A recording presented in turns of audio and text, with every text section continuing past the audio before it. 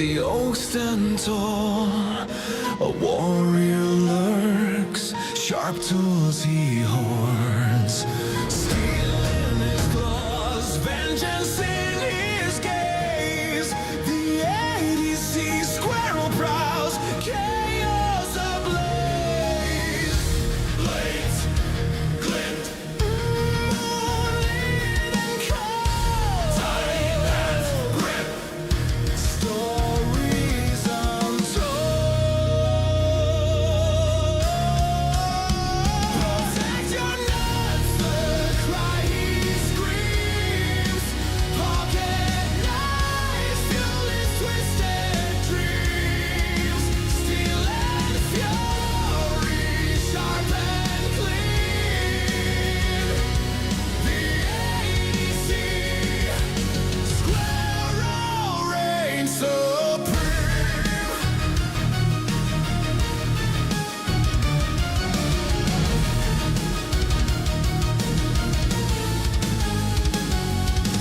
Acorns scatter, but knives he keeps. A forest arsenal, the shadows weep. Leather sheaths tied to his chest. A rodent armed, none dare contest. Dry branches creak, the hunt begins. A squirrel's cold, sharp as his sin. Protect your nuts, the cry he screams. Pocket knife fuel his twisted dreams. Steel and fury, sharp and clean. The EDC Squirrel reigns supreme.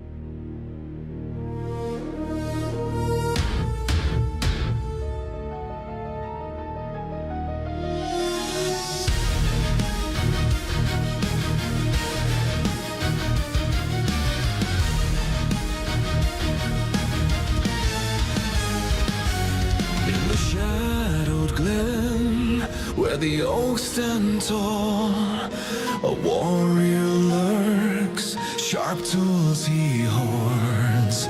Steel in his claws, vengeance in his gaze. The EDC Squirrel prowls, chaos ablaze. Blades glint, moonlit and cold. Time and grip, stories untold. Protect your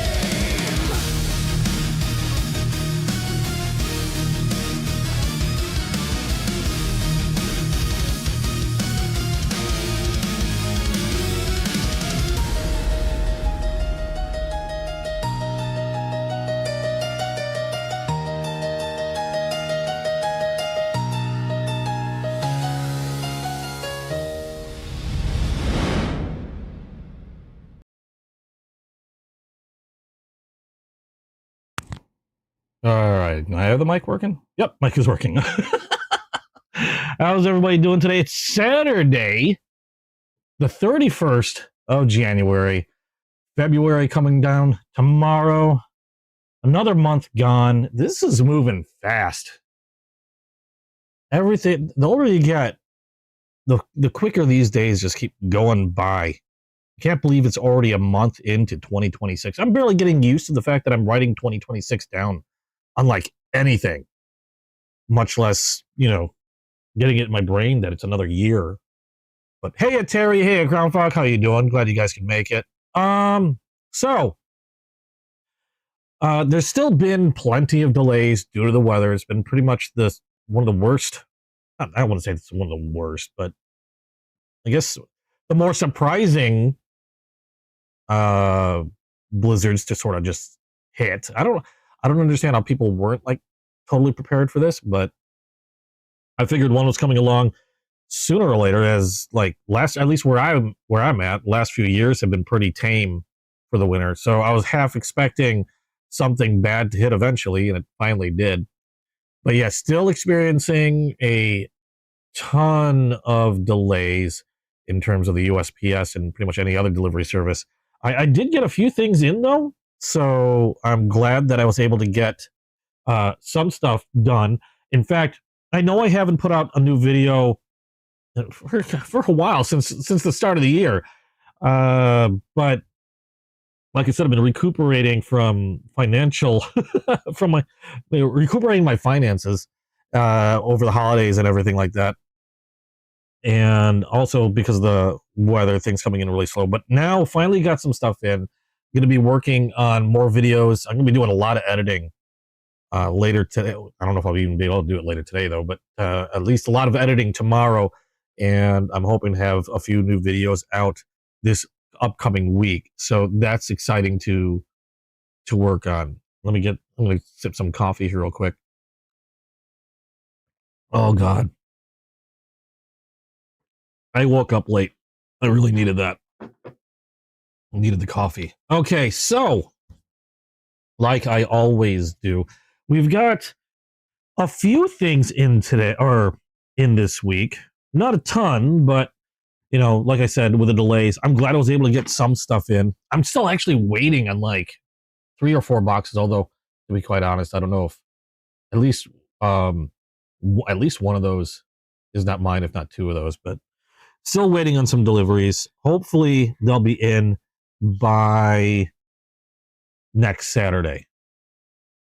Well, I would hope they're in by next Saturday, because good grief, it's been a long time waiting. Oh, Morgan, you're eating.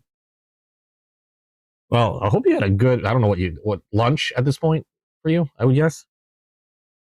Well, I just got started and I was sitting there drinking coffee. Yay. So you haven't really missed anything. All right, so finally got some new stuff in. I'm trying to figure out what I want to start with, because I've got like 1, 2, 3, 4, technically 5, 6 things in this last week. I'm kind of excited for all of them.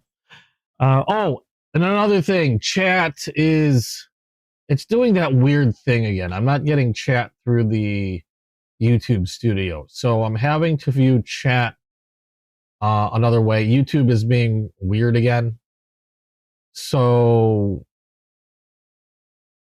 I know chat's going to be a little bit delayed for me, so be a little patient if you've got a question. It might take a moment or two before it pops up. A little, like, it might take a moment or two longer than usual before I'm able to see it, because YouTube's just being weird. Hey, yo, Waylon, how you doing? Glad you can make it. Okay, so got a few new things. Gonna start with something a little on the weird side, because these tickled me. So I was sitting on Whatnot, like I always do, and I went and visited another knife seller that I haven't really. I go every once in a while. I'll check his stuff out. He's got some good stuff. Oh shoot, I thought I had his name down. Uh-oh. I just realized I think I tossed his name off by accident. Uh-oh. Do I have it? Do I have it anywhere? It's not Chasing Blades. It's not Going Gear. I know those are two of the ones that I frequent a lot of. And hold on, because I want to at least get this right, because he is a good seller, and I want to be able to make sure I've got the right person. So give me 1 second. I got to go back on my whatnot. You're sleepy. You had to do laundry shopping today. Just grabbed a rotisserie chicken. Sounds about what I got to do laundry tomorrow. I'm going to be doing a lot of editing. Going to be doing a lot of laundry. Who did I get these from? Good grief. I think I'd be better prepared. No, that's not his. That's not his. Is that his name? Rome Tax Free. Okay. I've seen him a few times, and he's got some interesting stuff like case knives, things like that. But the thing that caught me is he's normally a knife seller, and I just happened to hop onto his whatnot show, and I saw these, and I've got to get the. Let's see if I can put these down, because this could be okay. Hold on, let me put this down. Let me put that down and that down. Where are we at? There we go. One thing some people might not know about Case is, well, first of all, I think they're owned by the same company that does Zippo, although this has nothing to do with Zippo. Here we go. That's one. This is two. And this is three. So I wanted to put these bases down. They have a large amount, and I don't know why they're into it, but they have a large amount of marbles. They make marbles. And I don't know if it was just a side thing that they did for fun or whatever, and it just sort of took off, but they've been, from what I understand, they've been doing marbles for quite a while. And they're just neat little extras. Now, I've got a couple of these already, just got them for fun. And I saw him selling, he was selling hundreds of these things during the last show I saw him on. And for really good prices. Normally, these things will fetch like $20 a marble. I've seen some of these marbles go for much higher. And I got these like dirt cheap. So these are Case marbles. You can see, if I can get this to focus right, this one, WR Case and Sons cutlery, hand forged, guaranteed cutlery. Got a picture, I'm assuming the founder there. And they come in so many different colors and stuff. This one says Case authorized deal. Hold on, turn that over. Authorized dealer. Yeah, they were just a collectible promotional item. Exactly. Promotional items. Dealers would get these. Just brand recognition.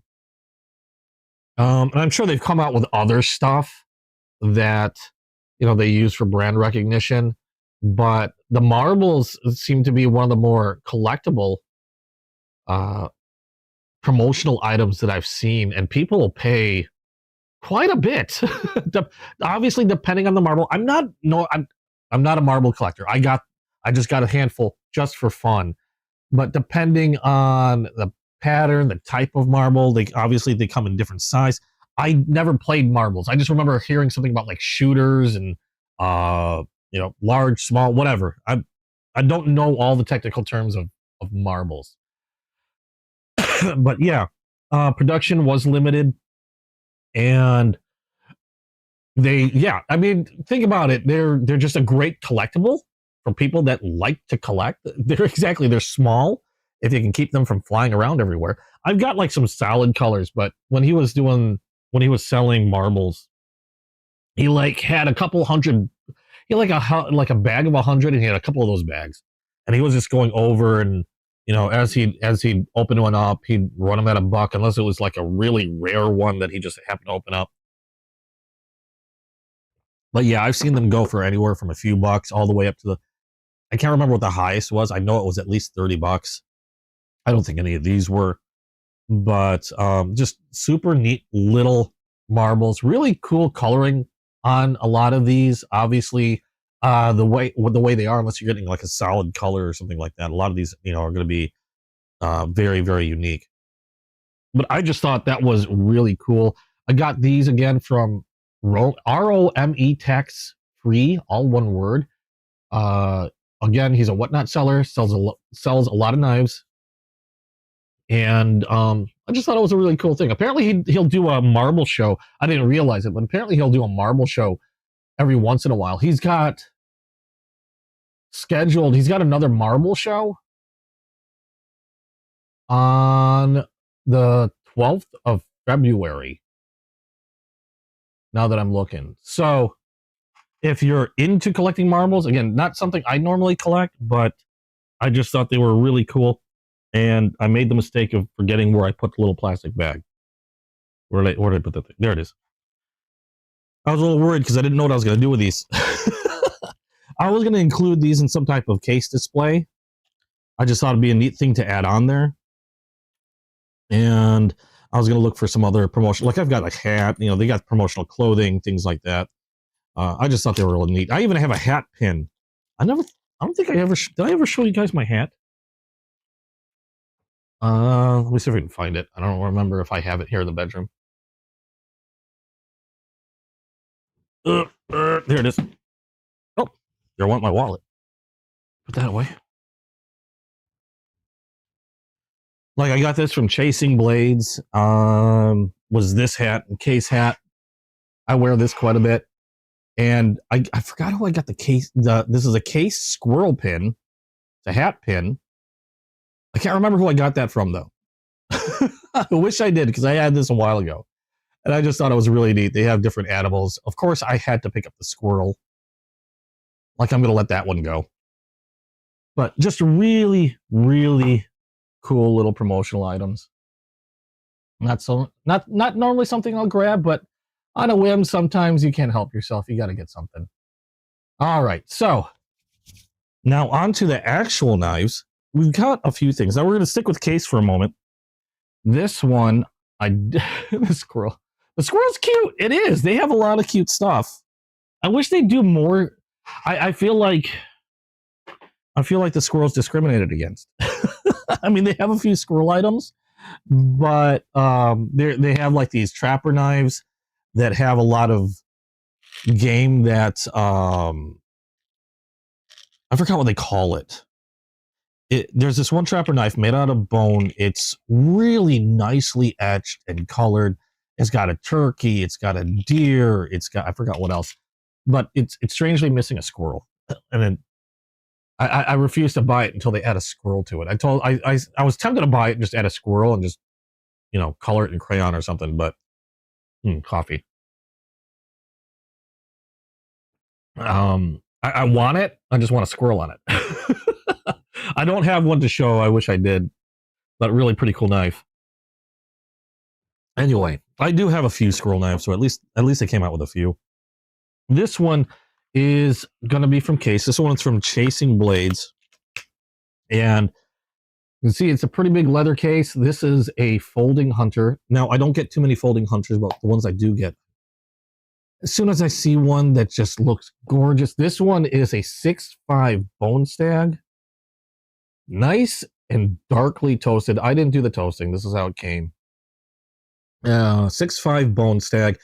It's called a 6.5 bone stag because there was it's like an embargo or something where Case couldn't get stag bone for their handles for whatever reason.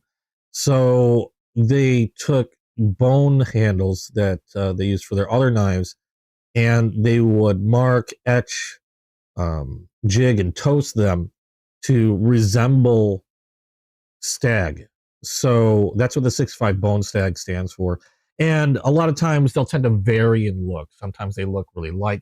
They're lightly toasted. You know, people tend to be really picky about the bone stag. I like it when they're really nicely, darkly toasted. That sounded weird. Nice and darkly toasted. Like this one is. This one's a 2-bladed folding hunter. You've got your clip point blade. And then you have a straight back for your secondary. Now these blades are, what I do with I was a little better prepared this time. Both these blades, they might vary a little bit, but they're just at about 4 inches long. Overall length on this one is 9.5 inches long. Slip joint. It's not a locking knife. But one of the reasons why I collect case knives is I just love the looks, the differences in materials.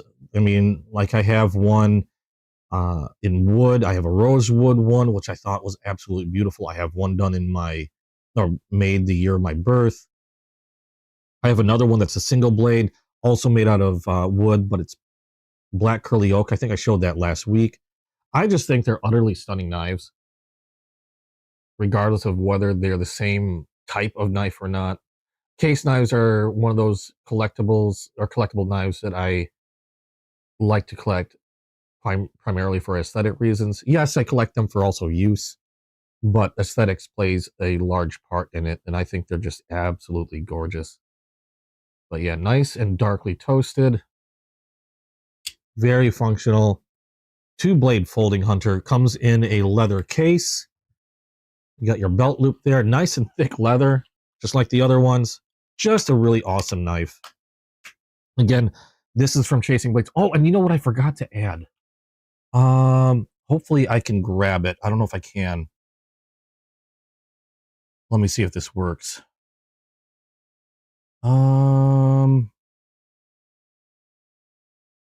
Oh, I might have to grab it on my phone. Give me a second. Hey, Mr. Simon? How you doing? Pre-mid 70s case only, real stag and no bone to look like stag. That's what you like. Yeah, there was an embargo at some point, and that's why they couldn't get the stag bone. I don't recall all the details. I know I have a book on it, but I forgot to write this down. I know I have a book on it. You'll have to give me a moment. There's going to be some shaking because I have to access something on my phone, and I use my phone for record or for doing the live. But Chasing Blades provided me with something, and I forgot to write it down. I should have written it down.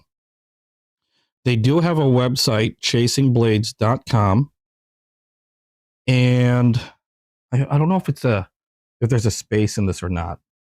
Let me write this down so I make sure I have this. I can recall it. Not that it's hard to do.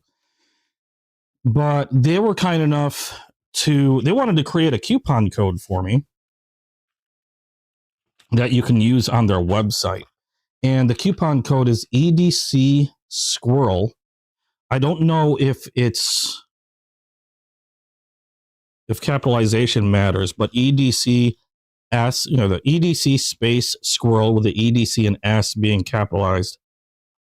And I'm not sure if that's a space or not between the two. But you can use that code on their website, chasingblades.com, and you'll get $10 off anything on the website. So I know they are off doing a knife show or some type of show in Canton, Texas. So I know they're not going to be here at the moment or, watching on the live, but they're busy selling stuff. It's probably no space is my guess. It looked like there was a space because he texted it to me a couple days ago. I'll put it in the description, but yeah, it'll get you $10 off anything on their website. EDC Squirrel, again, EDCS capitalized. EDC Squirrel is the code. And I just thought it was something neat. And they're one of my favorite Whatnot sellers, if not my favorite Whatnot seller on Whatnot, Chasing Blades. So give them a check. Take a look. The website's kind of weird to navigate, but they got a lot of cool stuff. They also sell automatics, which they can only sell from their website. But yeah, do check them out. And let them know that I sent you. All right, so that was the one. Actually, the one thing I got. No, I have another thing from Chasing Blades, but I'm going to save that for a little later. Okay. The next knife, one of the other knives I've gotten this week, was a knife that I've been wanting for a little bit now. Now, if you recall, it hasn't been that long, but recently got into Spydercos, which is probably a mistake. I always thought Spydercos were kind of goofy looking, kind of weird looking. Didn't really like them. And admittedly, that was just based on looks. And I couldn't really say anything else about them because I didn't have any at the time. And then I finally went ahead, took the dive. I picked up a Sage 5 and Para 3, both at the same time, and then I fell in love. Somebody had mentioned in a previous comment on one of my videos that Spydercos are ugly to the eye, but beautiful to the hand. And that fits, that description fits them perfectly. And ever since then, I've got the Para 3, I've got the Sage 5. I got another Sage 5 with a different steel in Spy 27. I got a Native 5, also in Spy 27, and a Delica 4 in Spy 27. My first Sage 5 and Para 3 were both done in Magna Cut. But one thing about knives that I really like are interesting locking mechanisms. And this one caught my eye early. The only reason why I didn't pick it up is it is a slightly larger blade than I normally would pick up. But I went ahead and grabbed it anyway. And that would be the Mannix 2. Now, this I did actually shoot a video. It's one of the videos I have to edit. So we're going to go in more detail in the video, but I figure I'd show it here too. This one is from their Salt series also. So it is a Magna Cut steel blade. It's a little bigger at, I believe it was 3.3 something blade length. I should have had that open. I don't know why I didn't.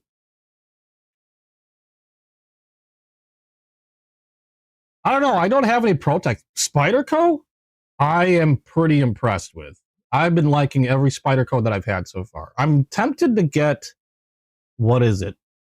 That Warncliffe blade. It's a really goofy looking blade. They are a bit on the pricier side, but thankfully, I tend to wait till I get really good deals on these. And hey, Rachel, welcome to the stream. Thank you. I have an affiliate link for the mat if you want to check it out. The top mat you can get on Amazon. The bottom mat, where did I get the bottom mat for? This is a Vipertech. I believe I got the bottom mat from Blade City. Yeah, blade-city.com. Although I think I got it during one of their Whatnot shows. I can't remember the name of that knife from Spyderco the other one that I'm planning on getting eventually. I just gotta save for it. But I tend to wait until I can get myself a really good deal on these. In fact, the only reason why I was able to get this was I had a massive credit. So I decided to take advantage of it, and I picked up the Mannix 2. Now, I've talked before about like crossbar locks and how I'm going kind of through like crossbar fatigue. I have a lot of crossbar lock knives. This operates, as far as users concerned, in a very similar manner to a crossbar lock, where you have the two tabs here and very generous thumb hole. Really good snap and lock up on this thing. So you operate it in a similar way as any other crossbar lock, except it uses a coil spring instead of an Omega spring, which a lot of people, I guess, are wanting to wander away from the Omega springs. I hear a lot of complaints about them breaking or snapping or things like that. Now, I think I've been pretty lucky to where I've got a lot of crossbar lock knives with Omega springs. I haven't busted one yet. So far, all mine have been functioning perfectly fine. But that's one of the things some people complain about. I mean, they could last a long time, or they could maybe snap in a week. I tend to fidget with my knives a ton. And so far, I haven't had any issue with any of my Omega springs. But a lot of people like this one because of the coil spring on it. Is it a ball bearing lock? Is that what they call it? I keep forgetting the name of this one. or bearing lock. Let me make sure I got this right. They do call it a weird name. All black, blah, blah, blah, blah, blah, blah, blah, blah. Where is it? Bidirectional texture, that's on the grip. Yeah, ball bearing lock, I was right. Okay, so it's a ball bearing lock. From what I understand, it pushes a ball bearing into a cutout section of the blade, locking it in place. It's supposed to be a very strong, very secure locking mechanism. Definitely secure. I have no movement on the blade at all once it's deployed, and it's just as easy to use as any crossbar lock. Now, I don't know if this is a normal thing because it's a coil spring. It is a lot higher tension than any other crossbar lock that I have. So it does take a little bit more effort to pull these tabs down in order to unlock the blade. I'm not saying that, you know, it's too strong or anything. It's just a lot stronger tension than any of the Omega springs that I have. It's still really simple and easy to use. A very fidgety knife. I really, really like it. My only issue with this one is I do wish it came in a slightly smaller size. I typically stay around 3 inches or less due to blade length restrictions, but yeah, I couldn't help myself on this one, mainly because I wanted to check out the locking mechanism, and I am not disappointed at all. An absolutely fantastic knife. I love the Magna Cut. Very comfortable in the hand. Really grippy G10 scales on this, which shouldn't be too surprising considering all the other Spydercos that I managed to pick up. Really aggressive jimping on the back here with a bit of a shelf. It's a little bit more, it's more of the type of profile that I like to see on Spyderco, as opposed to the Para 3. Still looks a little weird to me. We'll do a little comparison. Here we are. Here's my Salt Para 3. Obviously, it's going to be a bit bigger. I like the more leaf-like shape on the Sage 5 and the Manix 2. Otherwise, pretty darn similar. Again, this is another one that I'm also going to switch the pocket clip. I just don't like that pocket clip. I wish they wouldn't use these. Hey, Jim, how you doing? Yeah, the Manix is great. Again, I just wish they had a smaller blade length that was available. If they had one that was 3 inches, I would snap that up in a heartbeat. Not complaining about this one. Just again, it just happens to be because of blade restrictions that it's weird.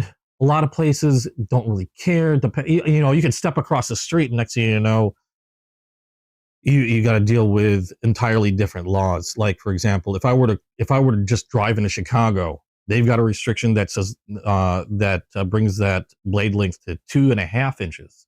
Anything over 2.5 inches are restricted in Chicago.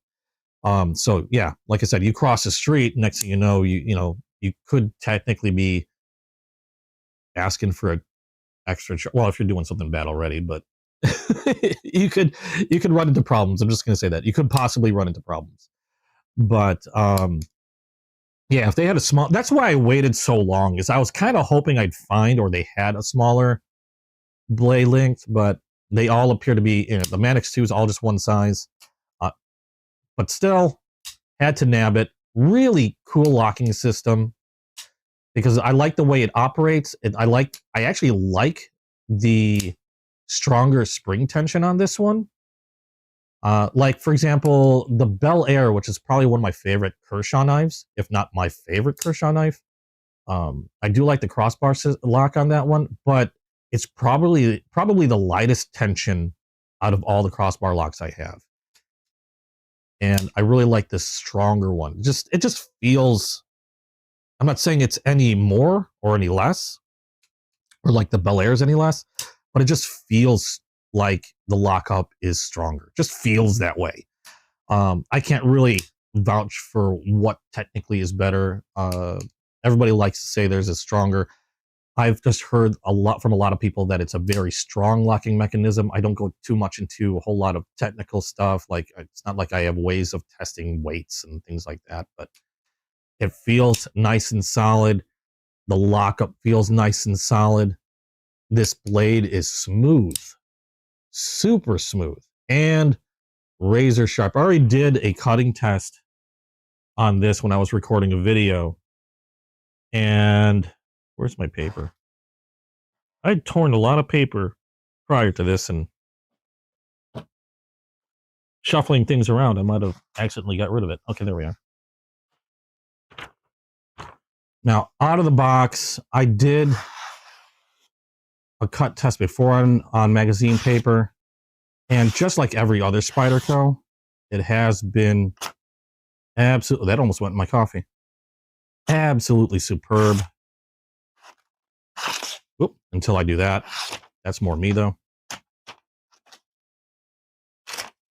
Yeah, trying to recover from a cut, not easy. Or from a tear. Yeah. I say it's absolutely superb, and then I rip the magazine paper. There we go. But absolutely amazing edge on this. That almost went in my coffee. I gotta stop doing that. I love how well they do their factory edges on these. I think the only other ones that come out of the box even close to what I've seen here has been, strangely enough, SRM. Really inexpensive knives, but they do an amazing job on SRM knives with their edges. Do I live near a track? Well, it depends on what you consider near. No, I don't live that close, thankfully. I've had to work downtown there a long time ago. I avoid it like the plague right now. I just completely avoid going there if I can help it. I practically refuse to go in there. Too much weird crap going on. So, as far as I know, I'm still too close. I'm not that close, but I still feel too close to it. But anyway, awesome, awesome blade from Spyderco. I really like it. And that's the dangerous part with these. They've mentioned it before. A lot of people that I've spoken to, they say that once you start with one, you're probably going to get a few. It's already happened. I've gotten a few already. This is my, what is it? Which one is this? 1, 2, 3, 4, 5. This is my 6th Spyderco already. The pair of 3, Sage 5, Sage 5, Native 5, Delica 4, and now the Mannix 2. But just really cool, awesome feeling knife. I don't know if I'm going to carry this a whole lot, admittedly, because it is a little larger. I mean, we do have intent as part of the lawn here. So, I mean, it's a tool for me. I'm not going to use this on. I'm not going to do any harm to anybody with this. That's not the intention for it. They're all tools. So that's one thing. I probably will still carry it, just not as often. But, oh, it's just a sweet, nice feeling knife. And I'm glad I was able to get it at a really good discount. I got, like I said, I had a massive credit that I wanted to use. I needed to use before. I don't know how long it was going to last and stuff. Saw this on their site. This was from goinggear.com is who I got this from. They're also another seller that I frequent on Whatnot. I do a lot of stuff with Whatnot. However, I got this from their website because I couldn't use the credit or the gift certificate on Whatnot. So I just picked this up from their website. Normally, I'll go to their shows on Whatnot because a lot of times I can get some amazing knives at really large discounts during their shows.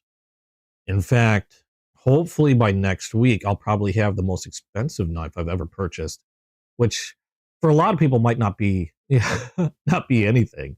But for me, it's the most expensive knife I've probably ever purchased. Will be coming from Going Gear because I got a really good discount. They actually started it at $1 and I lucked out. Not that I got it for $1, but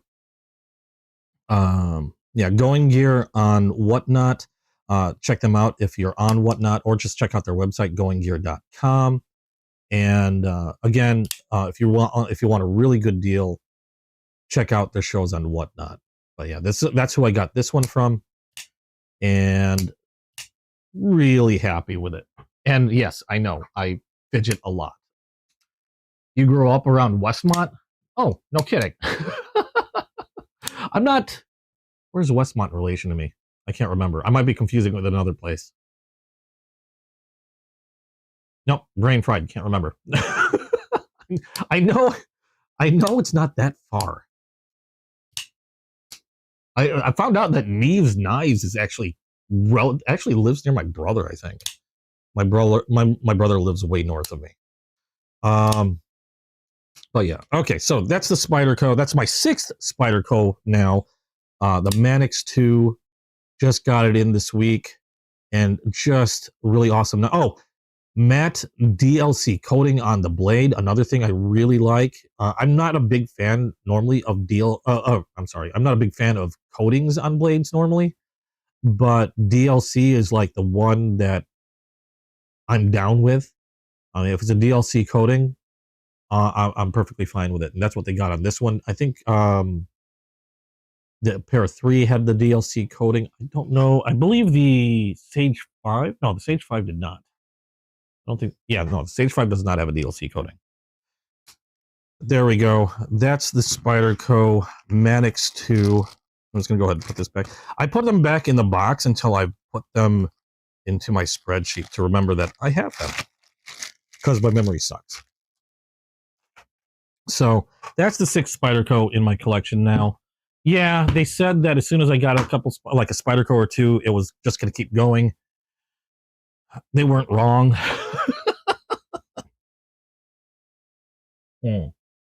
I know somebody mentioned ProTech before. I haven't gotten my hands on any ProTech yet.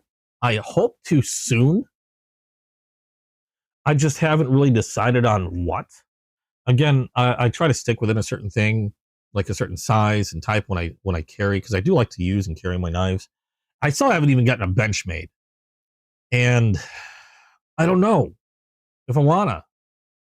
Those things are pricey as hell. I know people complain about how much Spydercos cost, but ProTechs aren't cheap either. Neither are Benchmades. And a lot of the crossbar locks that I got were Benchmade killers, so I've been pretty happy with them. The point of really, I mean, I'll probably still pick one up just so I can talk about them. Because I mean, I can't really say a whole lot about Benchmade. I can't even say a whole lot about ProTech because I don't own one. I mean, they look neat. I hear a lot about them. I hear a lot of goofy things about Benchmade. All I've heard is some nice stuff about ProTech. But yeah, I still have to pick one up. I buy everything myself. These are not business expenses. I've got a small channel, so yeah, I've kind of got to watch my money a little more closely. Oh, and by the way, thank you guys so much for all your support. Last I checked, I am like 2 hours away of view time before being eligible to be a YouTube partner. So I very well may hit it after this live. So thank you guys so much for all the support. I can't even believe I hit over 600 subscribers, and we're already almost at 3,000 watch hours, which I just thought was pretty damn cool. So thank you for that. Excuse me. Okay, so we just got done talking about Spyderco and how that was my 6th Spyderco already, and I was wrong. There's my 7th Spyderco. Hey, Terry, how you doing? This one I got partially because of Morgan. I was talking to Morgan. I was showing her some of the cool knives, or I think I showed her a picture of the Manix and all this other stuff. And I know she said, I'm pretty sure you said you thought they were pretty cool looking, or you just like to say they look like birds. And the only thing is, you're not alone. Even I said, even though I picked them up, they do tend to be pretty pricey.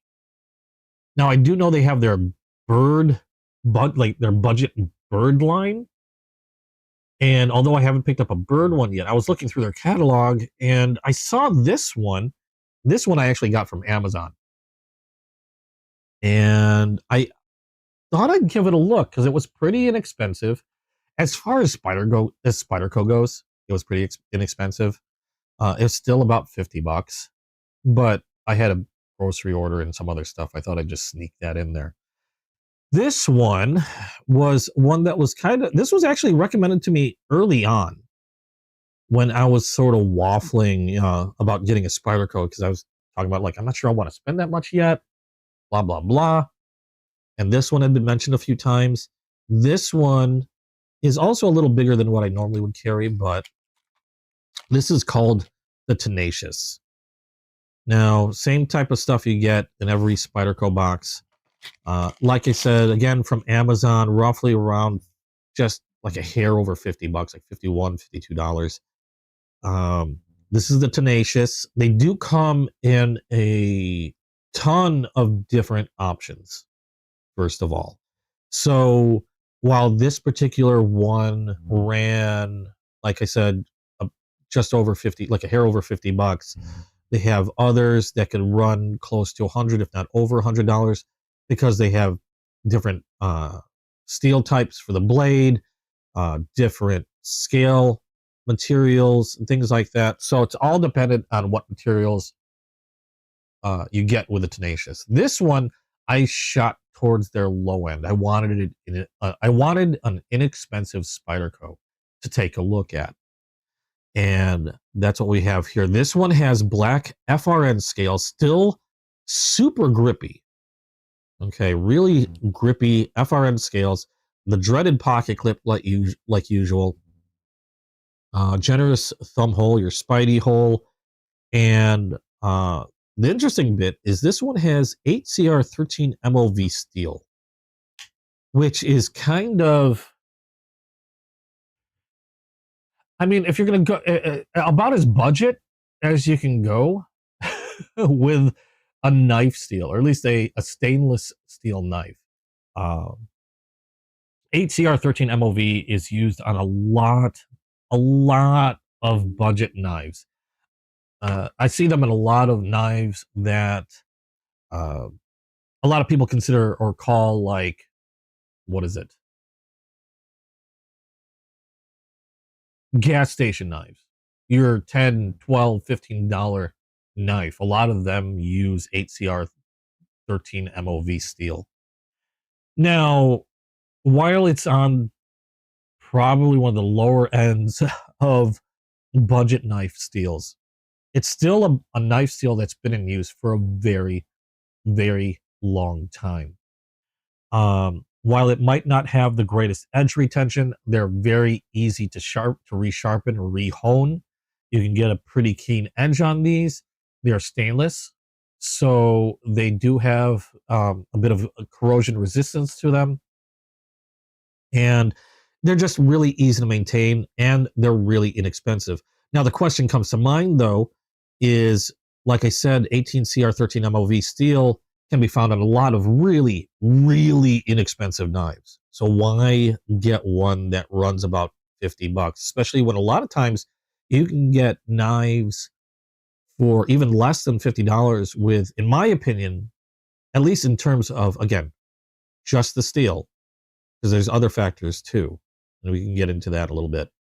But when it comes to steel, you can get other knives that have Nitro V, 14C28N, those two being probably one of my favorite budget knife steels, for just as much, if not sometimes less than the cost of this one. And one thing I considered was Spyderco. Spyderco has been in the game for quite a long time. They know their knife steels. They know how to get them. They're one of those that I trust know how to get the best out of the knife steels that they use. And so I'm kind of hedging on that bet. Now, I did a short video on this one also that has yet to be edited. I haven't done much at all with this one, so obviously time will tell. I intend to use this quite a bit, at least with package opening and other things at home, and to see how well this holds up. But I'm hedging my bets on the fact that Spyderco knows what they're doing with their knife steels, and as long as it's done well, HCR13 MOV is a perfectly good steel. I mean, sure, it might not hold up to new modern, powder metallurgy steels of today, but it has been in use for quite some time, and it has been a very, I mean, it's lasted for a very long time. Otherwise, I mean, other than the fact that they're very inexpensive, why even bother to go there? Uh, but we'll see. I wanted to check it out. Again, this is around $50, just over $50 on Amazon. They do have other variations. I believe there was one was with S35 VN steel, but you're going to be paying a lot more in regards to that steel. And not a DLC coating on this one. This is a black oxide coating on this, which may help with corrosion resistance. I'm not quite sure on the black oxide coating. You do also have, I had to move the pocket clip on this one. I really wish they'd stop using these and go with a deep carry. But I did move the pocket clip. It was a point down carry right hand side. I moved it so it's point up carry right hand side. But you have 4 different positions you can put it in: left or right, up or down. Very smooth operation on the blade. It is a liner lock, unlike the back locks or the compression lock or like the Manix 2. It is a liner lock, and I found it interesting. It's really easy to access the liner lock. I don't have to dig my nail in there or anything like that. Very snappy, solid lockup on this. And I never showed how it was with it closed. Nicely centered. So I'm actually happy with, I mean, usually when they go budget end, things start to get a little wonky from other manufacturers that I've seen. Not all of them, but sometimes. And it's nice to see nicely centered, very smooth action, secure lockup. The liner lock, not my favorite type of locking mechanism, but looks like it seats really well in there. A lot of times when you go into like really inexpensive or cheap knives, the liner locks get a little wonky. Sometimes they might go too far. They don't go far enough. This one seats really well behind the blade or on the tang. So nice secure lockup. There was no movement on the blade whatsoever. I did add a little oil to, I did that in the Manix too, a little oil to the pivot. You don't need to add much. In fact, a lot of it's wicking out because there's not a lot of space in there. This one has full skeletonized liners. So I believe this has washers on both sides. But again, super smooth operation. One other thing I noticed on this one in comparison to a lot of the other Spydercos is, well, first of all, this is made in China. Okay. But the jimping back here, while you have some jimping and a little bit of a shelf, you don't have a finger choil. You have a little bit of a shelf, a little bit of jimping. The jimping is nowhere near as aggressive as the other Spydercos. In fact, I don't know if you can see a difference in texture. I'm going to grab a pair of 3 real quick. But on the pair of 3, the Sage 5, all the other Spydercos, even the Delica 4, has really aggressive jimping. It's not uncomfortable, but it's really nice because it really grabs hold when you put your thumb there. And this one, you can see it's flattened out a little bit. Let's focus. Ooh, gotta watch that blade edge. Yeah, they flatten it out a little bit, so it's not nearly as aggressive. It still does what it needs to do, but it doesn't grip as well as any of the other Spydercos.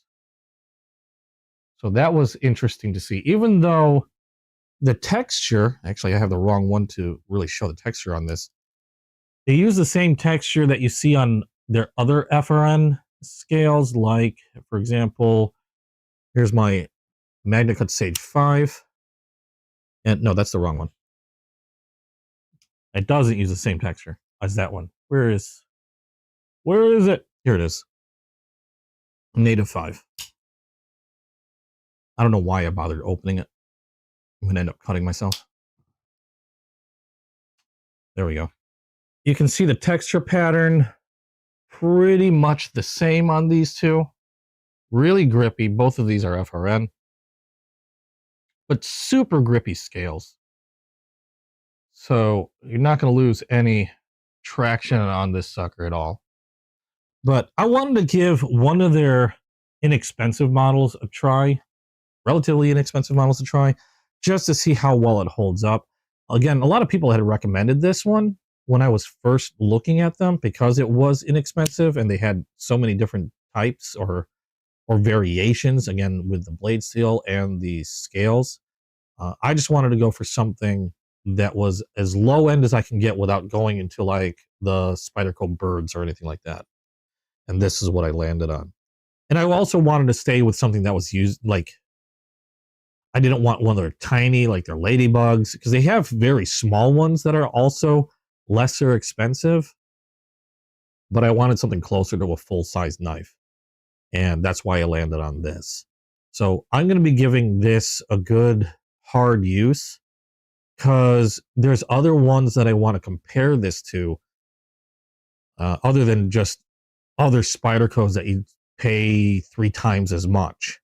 And like, for example, I've still been using this one, and this one surprised me quite a lot.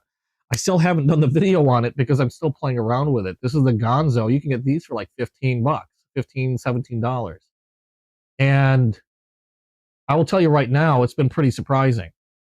Hey, and Nick, how you doing? Because I was using this to do a direct comparison to the Delica 4, which is a much more expensive knife, almost twice as much as the Tenacious. But now that I got the Tenacious, I'm kind of like, I'm going to do comparison on all 3, because this is one of the lower priced Spydercos without going into the bird series. But I am going to say that this one has been pretty surprising. I do have my issues with it, but I'm going to reserve those for when I do the video. But I'll tell you already, for 15 to 17 bucks, I'm really surprised. So I actually have my 7th Spyderco now. I really need to stop. There's one more that I do want to get, and I'm stuck between two different sizes because they come in a normal size, they come in a mini size, and it's going to be the Yojimbo, because in my opinion that's probably one of the goofiest looking knives that, I'm not saying it is the goofiest, but it's one of the goofiest looking knives that Spyderco makes, and I'm really intrigued by it because of what I've heard about it, and mainly that it's primarily made for like a self-defense type knife. It has a really goofy Wharncliffe blade on it, which I generally would normally like. It just looks weird. And it comes in 2 different sizes. You have the Yojimbo, which is its normal size, goes over 3 inches. I can't remember the exact size. And then they have a mini Jimbo, which I believe is around 2.5 inches. So, really weird looking. Sometime in the future, if I can get a decent discount or credit for it, I might pick one up. But if I get another one, that'll be the next one, unless I get another Sage 5 in a different steel or something.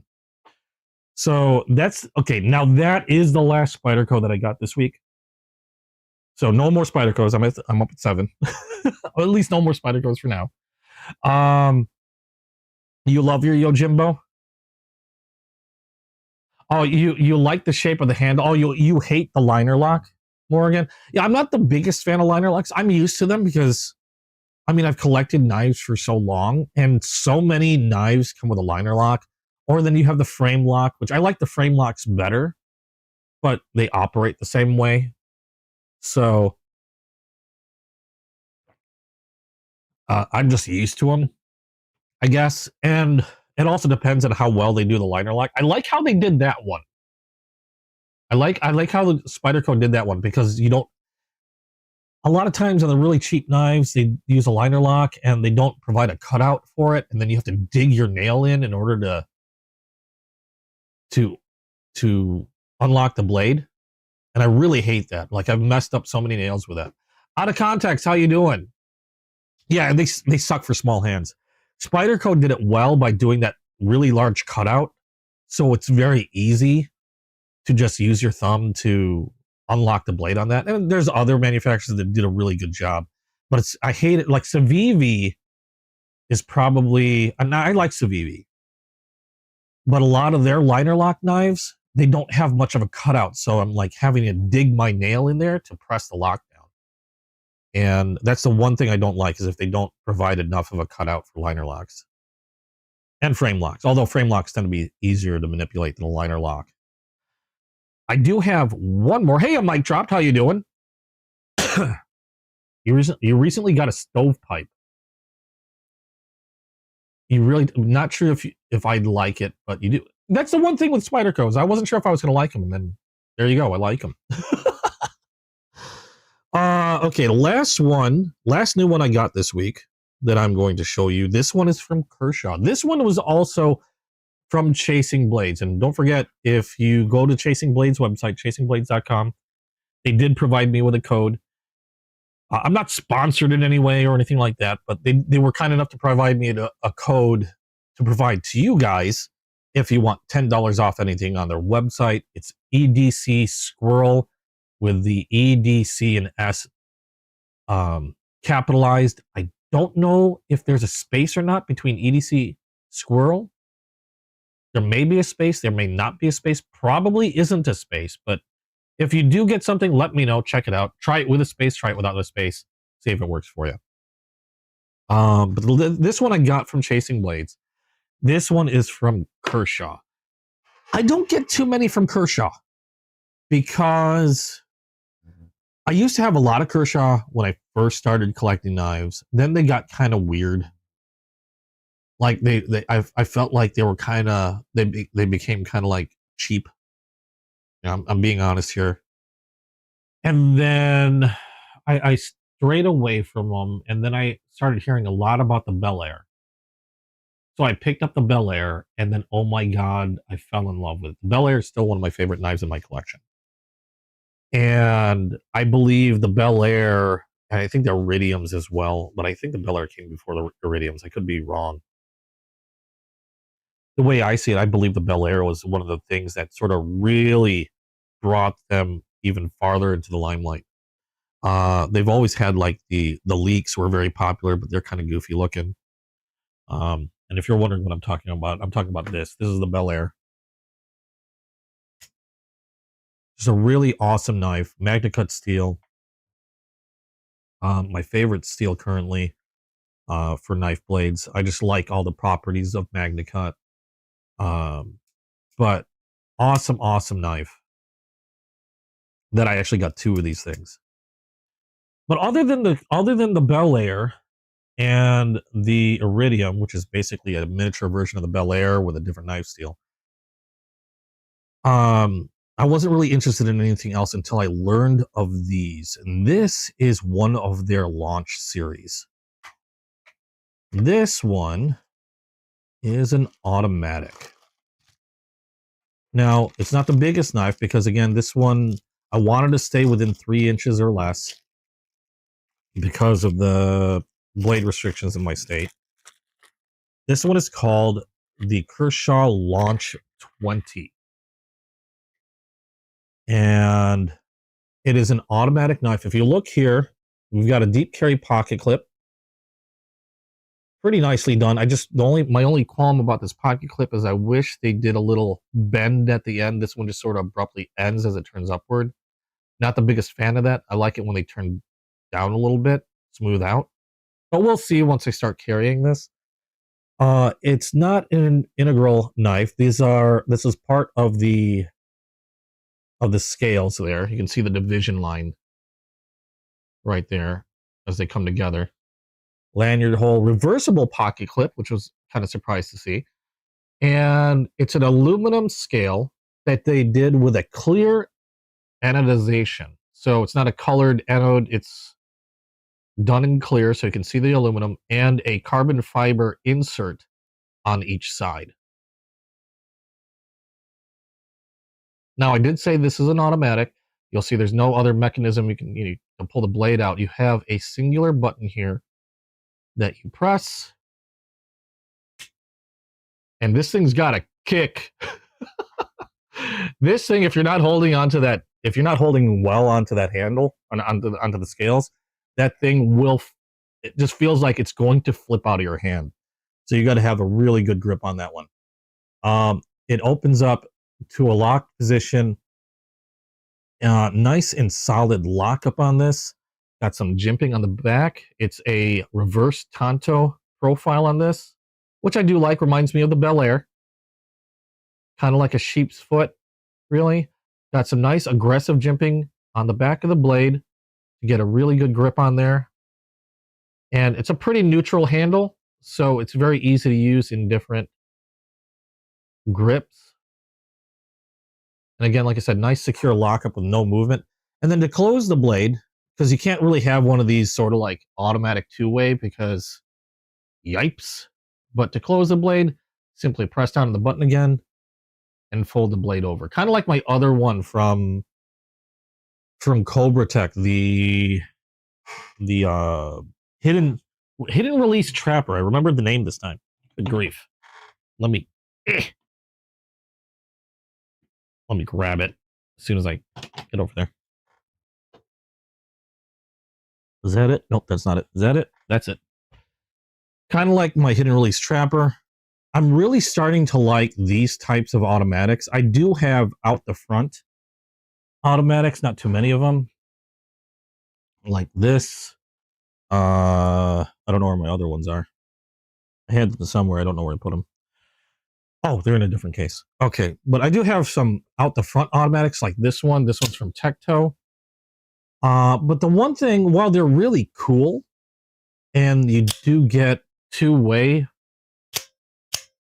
you have a two-way automatic. The one thing that I'm not keen on with automatic knives, and even it seems to be regardless of the manufacturer, how expensive they are, doesn't seem to matter. They always have a little bit of play on the blade. And I think it's just because of design. It's just the way that it's just the mechanism for out the front. There's always gonna be a little bit of play. Like there's not a lot on this one, but there's a hint of play on this. And again, it doesn't matter the manufacturer. I don't own any ProTechs. I've got to play with a ProTech a few times, or a few ProTechs. Again, much more expensive even than this one, and just a little bit of play. It doesn't seem to matter. The really inexpensive ones are probably the worst culprits, where you can really feel blade movement. This one from Tecto, if I remember correctly, ran, how much is it now? I think at the time I got it, they ran close to $250. Let me see here again. I'm at 220, around there. So, but I think it's just the way the mechanism works is you're going to have some blade play in there. Can't really help it. But these, the side opening automatics, they lock up in ways that are similar to any other folding pocket knife, where as long as it's a good lockup, they're very, very secure. No movement at all, like no blade play, just a really solid lockup. And that's the one thing I appreciate about these side opening ones. Granted, you can't, they don't have an auto return, but they lock up a lot better than the OTFs do. And it's just one of those things that I really like about them, because I like that more solid feel. I'm not saying that an OTF will fail because of the movement, but it's just one of those, I don't know, in my brain, it's just a reassurance, I guess. But, yep, had to get a new Kershaw. Finally got one of these. Been wanting one of these for a very long time. Hey, Bunny, how you doing? And I just thought it was really neat. Magna cut steel on this one. You can see on there, Kershaw, Auto Kershaw. On the other side, we've got Kai USA, Magna cut with the flag.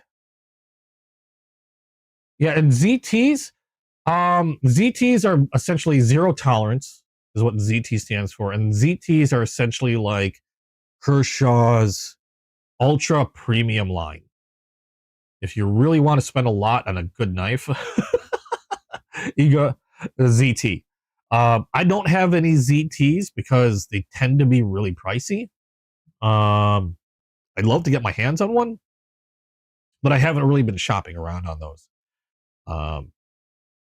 But yeah, the temptation gets there. You got a 400 Shen Long tactical machete yesterday. Another on Monday. Holy crap. That's pricey. An Ontario 22-inch machete. Can you carry machetes? Where you Yeah, that's the beauty of the hobby. There's something for everyone at every price point. And I know I've poo-pooed a lot of, like, I use the term gas station knives. But if you're careful, you can get some, like, to be quite honest, the majority of knives, and once you start getting under $30, I start to get a little like, yeah, I don't know about that knife. If it's, under $30. And there's a lot of knives, there's a lot of garbage that floats around out there. But if you're careful, know what to look for, listen around, talk to people, you can find some really gems that are pretty inexpensive. I heard a lot of people talk, like Gonzo. Now, Gonzo is well known to clone other manufacturers. Now, they clone. There's a difference between cloning and there's a difference between cloning and counterfeit. Okay, there's a very big difference, in my opinion, between cloning and counterfeiting.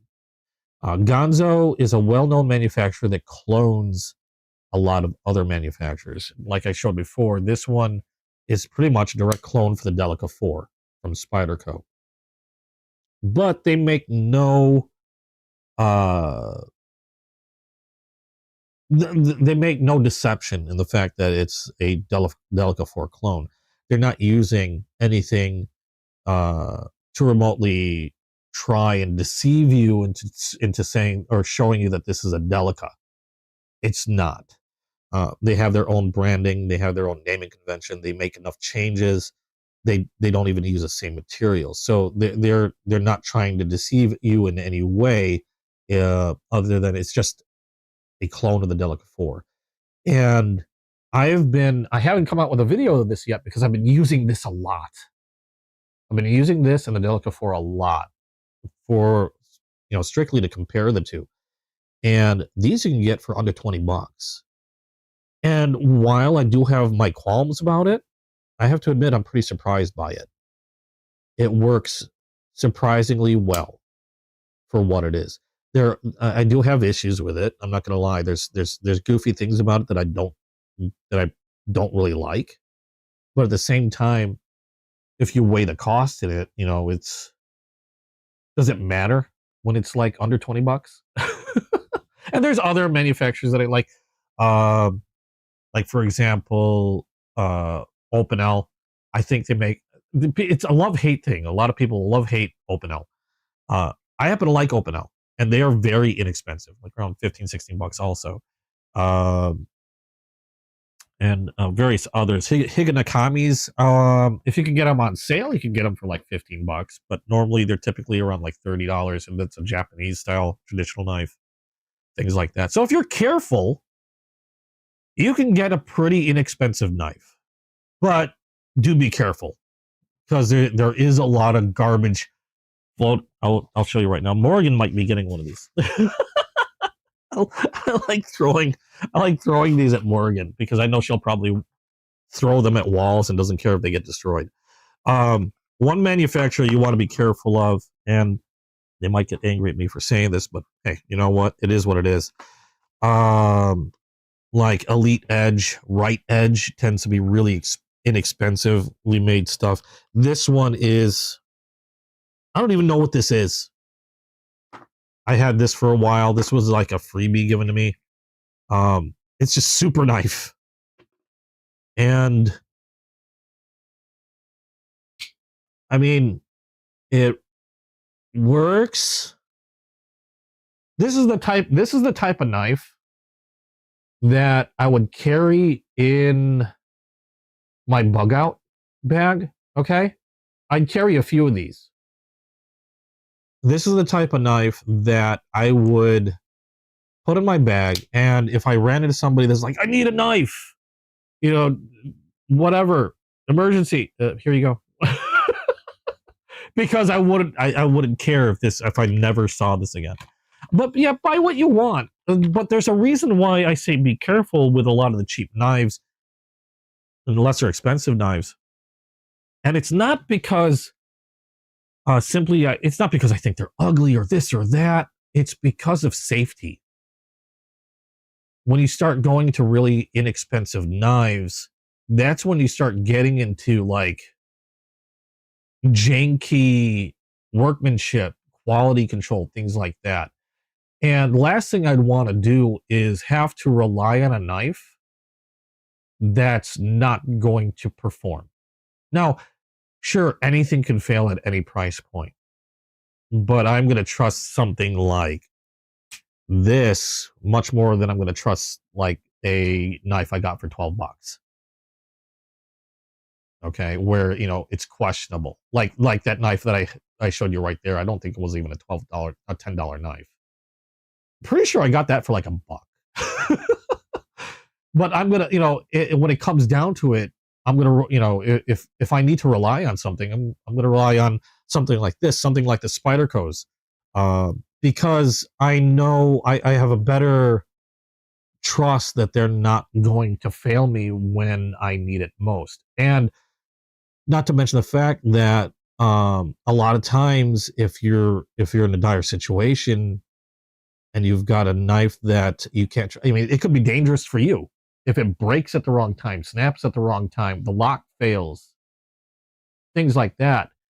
You could hurt yourself pretty bad.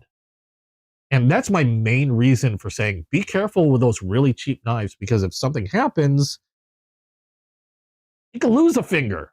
I really wouldn't want to do that. But yeah, the Launch 20 is a bit smaller. But the reason why I went with it is because I do have a blade size restriction where I live in a lot of areas. So this one is a 3-inch blade and done in Magna Cut, which was the big those two reasons right there were the big reasons why I wanted to get this. Well, that and it's an automatic. So that's why I got this size. They do have the Launch series the Launch series is huge with Kershaw. There's so many different sizes. I don't know all the numbers. This is the Launch 20. I've seen the Launch 17 and some other numbers. They come in different sizes, blade lengths, blade profiles, blade steels. This one, to me, was like the perfect combination of blade length and blade steel, which is why I got this one. Chasing Blades, I can't remember what other models they had. I think they had like 1 or 2 other models. I specifically had them get this one for me. And yeah, I was really excited when I when I was able to pick this one up. You'd rather get fixed. The thing with pocket knives, I prefer folding knives because I'll be honest, I'm not a hard user. I'm not out in the forest, running around in a forest doing. I don't really camp or do anything like that. So most of my usage with knives tends to be things like package cutting or box cutting, cordage, different types of cordage, zip ties, cables, things like that. I'm a suburbanite. Okay. I'm also an office worker. I'm not batoning firewood or anything like that. So for me, pocket knives generally fit anything that I need to do. I don't really have to go. I don't need anything like super hard use. And for those super hard use things, I have some pocket knives, some folding pocket knives that are pretty decent in that regard. Like the Spyderco's, for example, are pretty decent for for harder use anyway, than I'll ever really need them for. I do have some fixed blades that, if I ever, definitely are going to make it into my like bug out if I need to use something to literally, baton, do camping stuff with. And I'll be the first to say that if you're gonna be out in the woods, if you're doing outdoorsy stuff, you know, uh, definitely a fixed blade would suit you better for those hard use tasks. But I'd always say at least keep a folder on you for whatever reason, for lighter stuff. That's my opinion. Like if I was out in the woods doing a lot of woodsman stuff, I would definitely be carrying a fixed blade. I'd definitely be carrying a fixed blade. That goes without saying. But each tool has their place, I guess you could say. Just make sure, the biggest thing is just make sure you're using the right tool. That's the biggest thing. Make sure you're using the right tool for the job. Like if you're expecting to baton wood with this thing, you're nuts. But yeah, this is the last new one I got this week. Kershaw launched 20. Just been wanting one of these for the longest time. Awesome lockup on this one. Really fast automatic blade, simple to use, and just really neat. Yeah, I've wanted ever since I wanted or seen these. I just really wanted one. They're gonna run you between. I've seen them anywhere between like 150 to 160, 70 bucks around there. The other launch models will vary in price, obviously because of either size, blade material, things like that. Like I said before, this is a 3-inch model with MagnaCut steel, aluminum scales that are clear anodized, carbon fiber inlays, and that's pretty much it. Pretty neat little knife. And the best part about this one especially, is this is the perfect size for me to be able to carry. Now in my state, you can't carry these normally. You can own automatic knives all you want, but when it comes to carrying, if you want to carry an automatic knife, and I believe same thing with the gravity knife or butterfly knife or balisong, if you want to carry one of those in my state, you have to have a concealed carry license, which I do. So that's another reason why I really wanted one of these. It was just perfect size that I could carry around with me daily and not have to worry about anything. Just thought it was neat. But there you go. Do I have any ProTech knives? No, not yet. Not yet. I've been looking at some of them. I'd love to get one. They are the ones I see all the time tend to be on a really pricey side. And like I've mentioned before, I have a rather expensive one coming my way. I'm having it sent to my UPS box. But expensive is a relative term. When I say I have an expensive one coming my way, it's because it's close to $300. Now, for some people, that might be insane. To me, that's like on the verge of going, yeah, that's pretty pricey. And the only reason why I'm getting it is because I got a good deal on it. And I know people that carry knives that are in excess of $600, even $1,000, and they carry them on the daily, and they use them. To me, that's way out of my price point. Again, I don't run a business. I'm not rich. I'm doing this for fun. I enjoy talking about pocket knives. And this is why I started the channel. It's just another way to connect with people, talk about knives and stuff like that. It's just really fun. ProTech tends to, the ones that I'm looking at or been looking at tend to run around that $300 range. And also it's hard to find a ProTech that, because I don't know if I saw one that was around the size that I could readily carry around with me, unless I missed one or missed a model. If I do get one, I know a lot of people like the out the front ProTech. I've seen a lot of automatics like the Kershaw that we have here, but I don't know. they tend to be really, really pricey. If I can get monetized, I can buy more shinies. Yes, that'd be great. I'm actually, before I started the stream, I was 2 hours away from being able to hit their partner program. Hey, Sirens, how you doing? You missed the squirrel? And again, I have to apologize. YouTube is being weird. So any messages that I see in chat, there seems to be a longer lag, so they don't show up as quickly as they've done in previous chats. So if it takes me a while to get to a question, either I missed it or I haven't seen it yet. Like, it's taken a while. So my apologies for that. YouTube's being weird today. Really weird. I've heard some amazing stuff about ProTech's customer service and things like that. I'd really like to get one. It's like I said, my biggest problem is they're pricey. And let me take a look here real quick at, because I can't remember all the names, the models. So I'm gonna have to go into, let me see, one that I was looking at. If I can find it. Because even their smallest models, they're running over $300. Well, there's a couple, 225. Well, I'm right-handed, and that one's specifically a left-handed. Yeah, that's. But the ones that always the ones that catch my eye. It's always the ones that catch my eye that'd be like, oh, I'd like to have that. And then I look at the price, and it's like $300.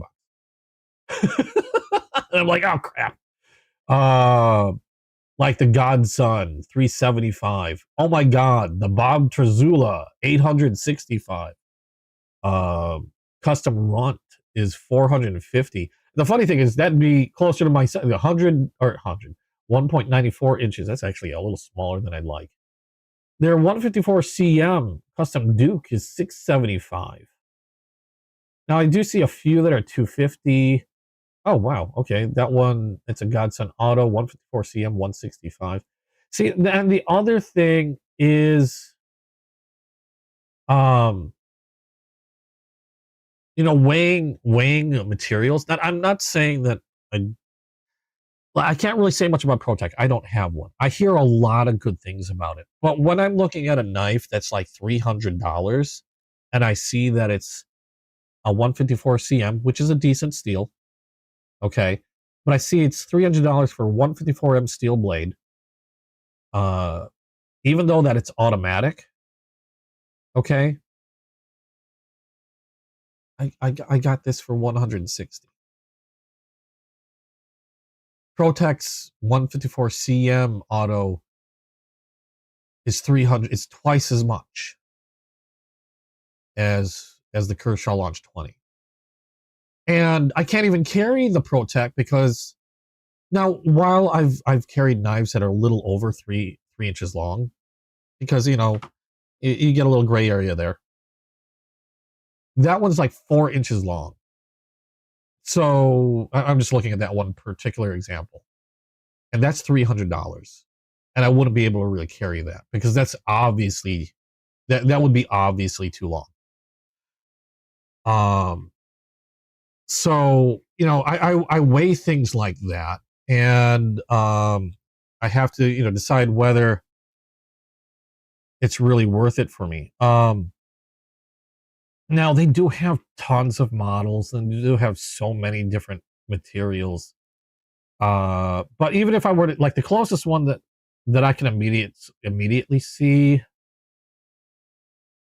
they have a Warncliffe Magna Cut auto knife, and that's $175 from ProTech, but it's 1.94 inches, where I got a full 3 inches with the Kershaw for even less. So yeah, I look at things like that. I would love to get a ProTech because that way I could speak more about it. I'd love to get a ProTech so I could speak more about them, talk more about them, and actually talk from a point of experience and things like that. but 4 inches automatic, that's a weapon of mass destruction. Yeah, no kidding. The way they talk about it sometimes. But you know, that's everything I have to consider, especially since I'm paying for all this stuff out of my own pocket. You know, I work a regular job, and you know, really, even though I have a video game channel, it's not like I'm making a whole lot from it. You know, the video game channel, my target wasn't to make money. My target was to have fun and leave something for my daughter to watch, you know, when I'm gone. You know, gives her, I've got like 3-4 years worth of her dad being really goofy on the interwebs that she can look back upon, you know, stuff like that. That was really my goal, was to have fun, share it with you guys, and leave something behind for her. And it's, you know, it's kind of the same with the knife channel. I'm having fun. I enjoy talking about knives. It's a hobby of mine. So yeah, all this stuff comes out of my own pocket. So I have to be much more careful about what I'm picking up. People have talked about a lot of my videos where one of the biggest, weirdest complaints I've heard about my videos is like, everything you talk about, you're always so positive about the knife you're talking about. You know, how come you don't have many knives that you're like hate and stuff like that? Well, because I don't want to pay for a knife that I'm going to hate. I bought like 2 knives that I purposely got that I knew I was probably going to hate. They were only about like $20 each, roughly. Because it was just a weird knife. I ended up actually getting rid of them because to me, I thought they were dangerous as hell for the user.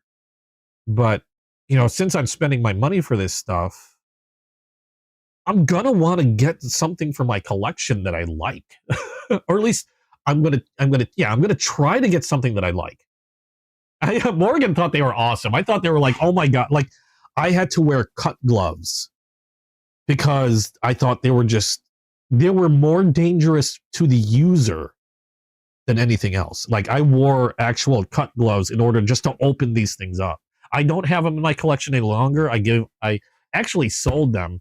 I forgot who bought them, but I actually sold them because I just thought they were super dangerous. But you know, and I mentioned that too. Like, I'm not gonna lie. If you guys want to buy them, get yourself some. Oh wait, no. You know what I did?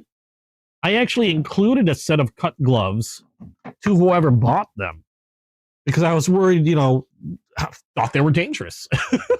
That's what made them awesome, at least to Morgan. But yeah, a lot of my knives, when I talk about them in videos, now I will make a point about things that I don't like about them because I feel that needs to be said. But the majority of the knives that I have in my collection, obviously, I'm gonna like, because I'm not gonna spend money on something, especially with the cost of some of these knives. I'm not gonna spend money on a knife that I don't think I'm gonna like. There are times where I'll take a chance at something, and you know, but even then, I'm looking at a lot of reviews. I'm looking at a lot of people that either have owned the knife or I'm looking at the manufacturer, seeing what they're saying about the knife and things like that to see if it's something that it's worth me spending some pretty hard money on. These are the cut gloves I was using, by the way. Really, really good gloves. They're cut resistant, by the way. Resistant. They're not cut proof. They're cut resistant. So if you're looking for cut gloves, these are great cut gloves, but they're cut resistant. If you want cut proof knives, you're going to be wearing chainmail gloves. These are probably the highest cut resistant knives you can get without going into chainmail. But yeah, that's why so many of my videos tend to be positive when it comes to the knives that I show, because I don't want to buy poop. I'm not going to spend $150 on a knife that I'm going to hate. Even just for content. $20 maybe. I've done that. $20 for a knife that scares the crap out of me, sure, because it's only $20 and I could either always sell it or even return it. But when it comes to like $100 knife, $150 knife, things along that, no, I'm I'm going to want something that I'm going to enjoy, that I'm going to like. So that's where that's at. If you're wondering why a lot of my videos are on the positive side. Coffee, which is starting to get cold. Darn it. Anyway, those are all the knives that I managed to get in this week. Like I said, I have a few more deliveries that have been severely delayed. I'm still waiting on them. But at least I got some new stuff. I'm going to do some new videos for this week. I know I haven't done a lot of videos in the last couple of weeks, but I'll hopefully have some more videos come out this upcoming week. I am still waiting on packages. Also, Chasing Blades has a collaboration. Go get some gas station knives. I might. You want to see my favorite gas station knife? I'll show you my favorite gas station knife. Hold on a second.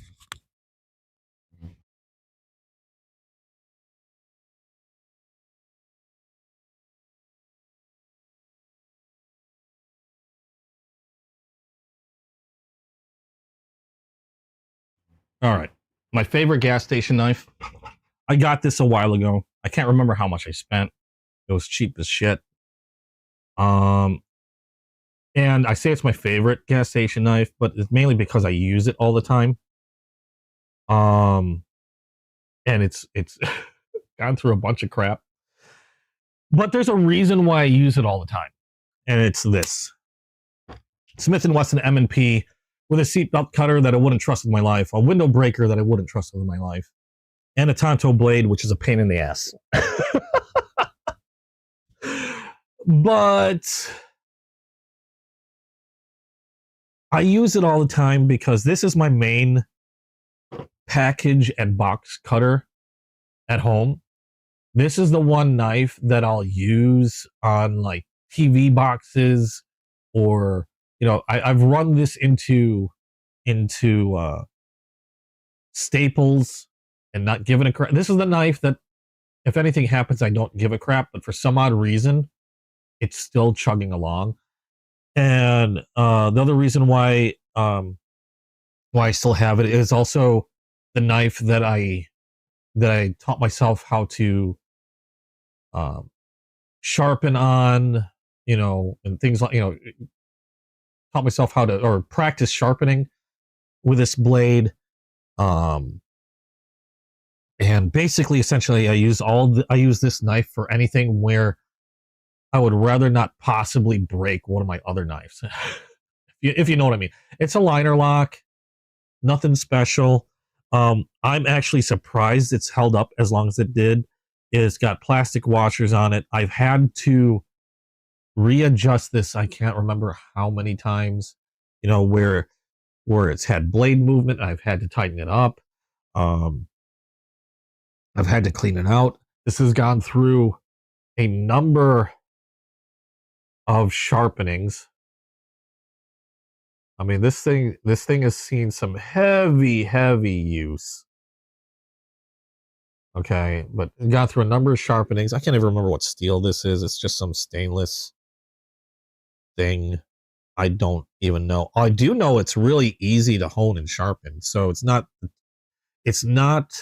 the best when it comes to edge retention. Like I'll open or I'll break down say 3 or 4 boxes, and then I'll have to rehone it. And like I said, seatbelt cutter, window breaker, useless. I wouldn't trust that for anything.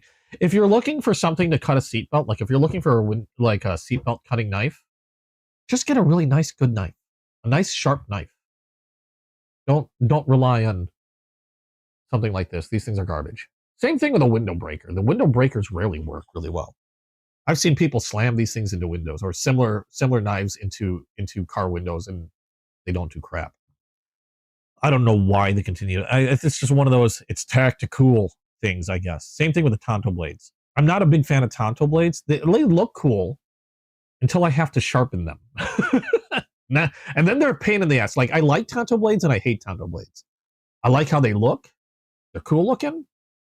I hate having to deal with sharpening or honing them. They're a pain in the butt. So, yeah. But I use this all the time because, like I said, I'll use this for tasks where if something happens to it, I don't care. Also, like I said, I practice sharpening with this knife. Since it dulls so quickly, I get a lot of practice out of it. So you immediately write off knives with, that's kind of become what that I've kind of done the same thing. And for the longest time, when I first started out, I thought these were the coolest thing since like sliced bread. Like, I mean, who wouldn't think? When you're first starting out, when you're younger, you're just looking at knives for the first time and thinking they're really cool. A lot of times the first thing you start doing is you're looking at the tactical stuff. The window breaker, the Tonto blade, the ones that say tactical, the ones that are coated always coated in black or camo and stuff like that. Tactical edge, things like that. And I'm realizing a lot of them are kind of garbage. Well, I've realized that a while ago. And again, it like this, while I use it a lot, this goes into saying like what I was talking about before, where I say it's not necessarily because I think they're not useful, but once you start going in a certain price direction with some knives, would you bet your life on that knife if you needed to use it in an emergency? And would I bet my life on this knife? No. The amount of times I've had to fix this knife to continue getting it to work. Now, like I said, I'm surprised it's lasted this long and it hasn't completely fallen apart. So I got to give it some credit for that. But would I trust my life in an emergency situation to this thing? Probably not. Because this has actually failed a couple times. And the only thing that's kept it running has been me fiddling with it. And the reason why I haven't tossed it is because by having a knife that I've been able to fiddle with a lot, it's how I learned a lot. So I've kept it around kind of as a learning tool because it's messed up on me enough times but it's messed up on me, but it's been a good thing for me to learn stuff on that I can apply to other things. So, almost bit myself with it. But anyway, yeah, that's the only reason why I keep it around. It's as a knife for doing grunt junk work, it works fine. I mean, I have to give it that. I tend to write off a lot of knives that also have like gun manufacturer names, like Smith and Wesson. Remington is the only one. Remington and Sig Sauer are so far the only knives that I would actually kind of trust. Remington, generally they make some decent traditional knives. Not every Remington is like stellar, but there's some really nice USA Remington traditional knives. I don't know why I'm holding this one up for that. There are some USA Remington traditional knives that are really well done. And Sig Sauer recently has their own knife line. And the reason why I'm kind of keen on those, although I don't have one, there is one I'm eyeballing that I might get eventually. But the reason why I have a little bit more trust with Sig Sauer is because they're being OEM'd by a very well-known knife manufacturer that makes some really good knives. I'm trying to remember the name. I knew what it was because I saw it earlier today, and it just completely left my mind. Like I think what I was looking at recently was an automatic knife that's essentially Sig Sauer branded. Hogue, that's it. Hogue makes Sig Sauers. So a very trustworthy knife manufacturer makes Sig Sauer. Whereas usually a lot of times, like the Smith and Wesson, and other knives I've seen that were like, you know, knife branded, were made by Lord knows who, using Lord knows what. Can't stop carrying your Warney XM20. What's the XM24? I know you've probably mentioned that before. That knife almost got revenge on me. It bit me, or almost bit me. It was close. But hey, I get a lot of practice out of that. That's like my lesson knife for when I want to practice sharpening and, you know, make sure I'm doing a good job. You know, it's how I learned a lot of stuff. How to quote fix some issues. So, right now, the knives that have been dominating my pocket have been the Spyderco's, the Demco that I have, the Hinderer XM24. Okay. The Spyderco's, the Demco. I'll still toss in a Kaiser. I'll still toss a Kaiser in my pocket, or a Civivi in my pocket.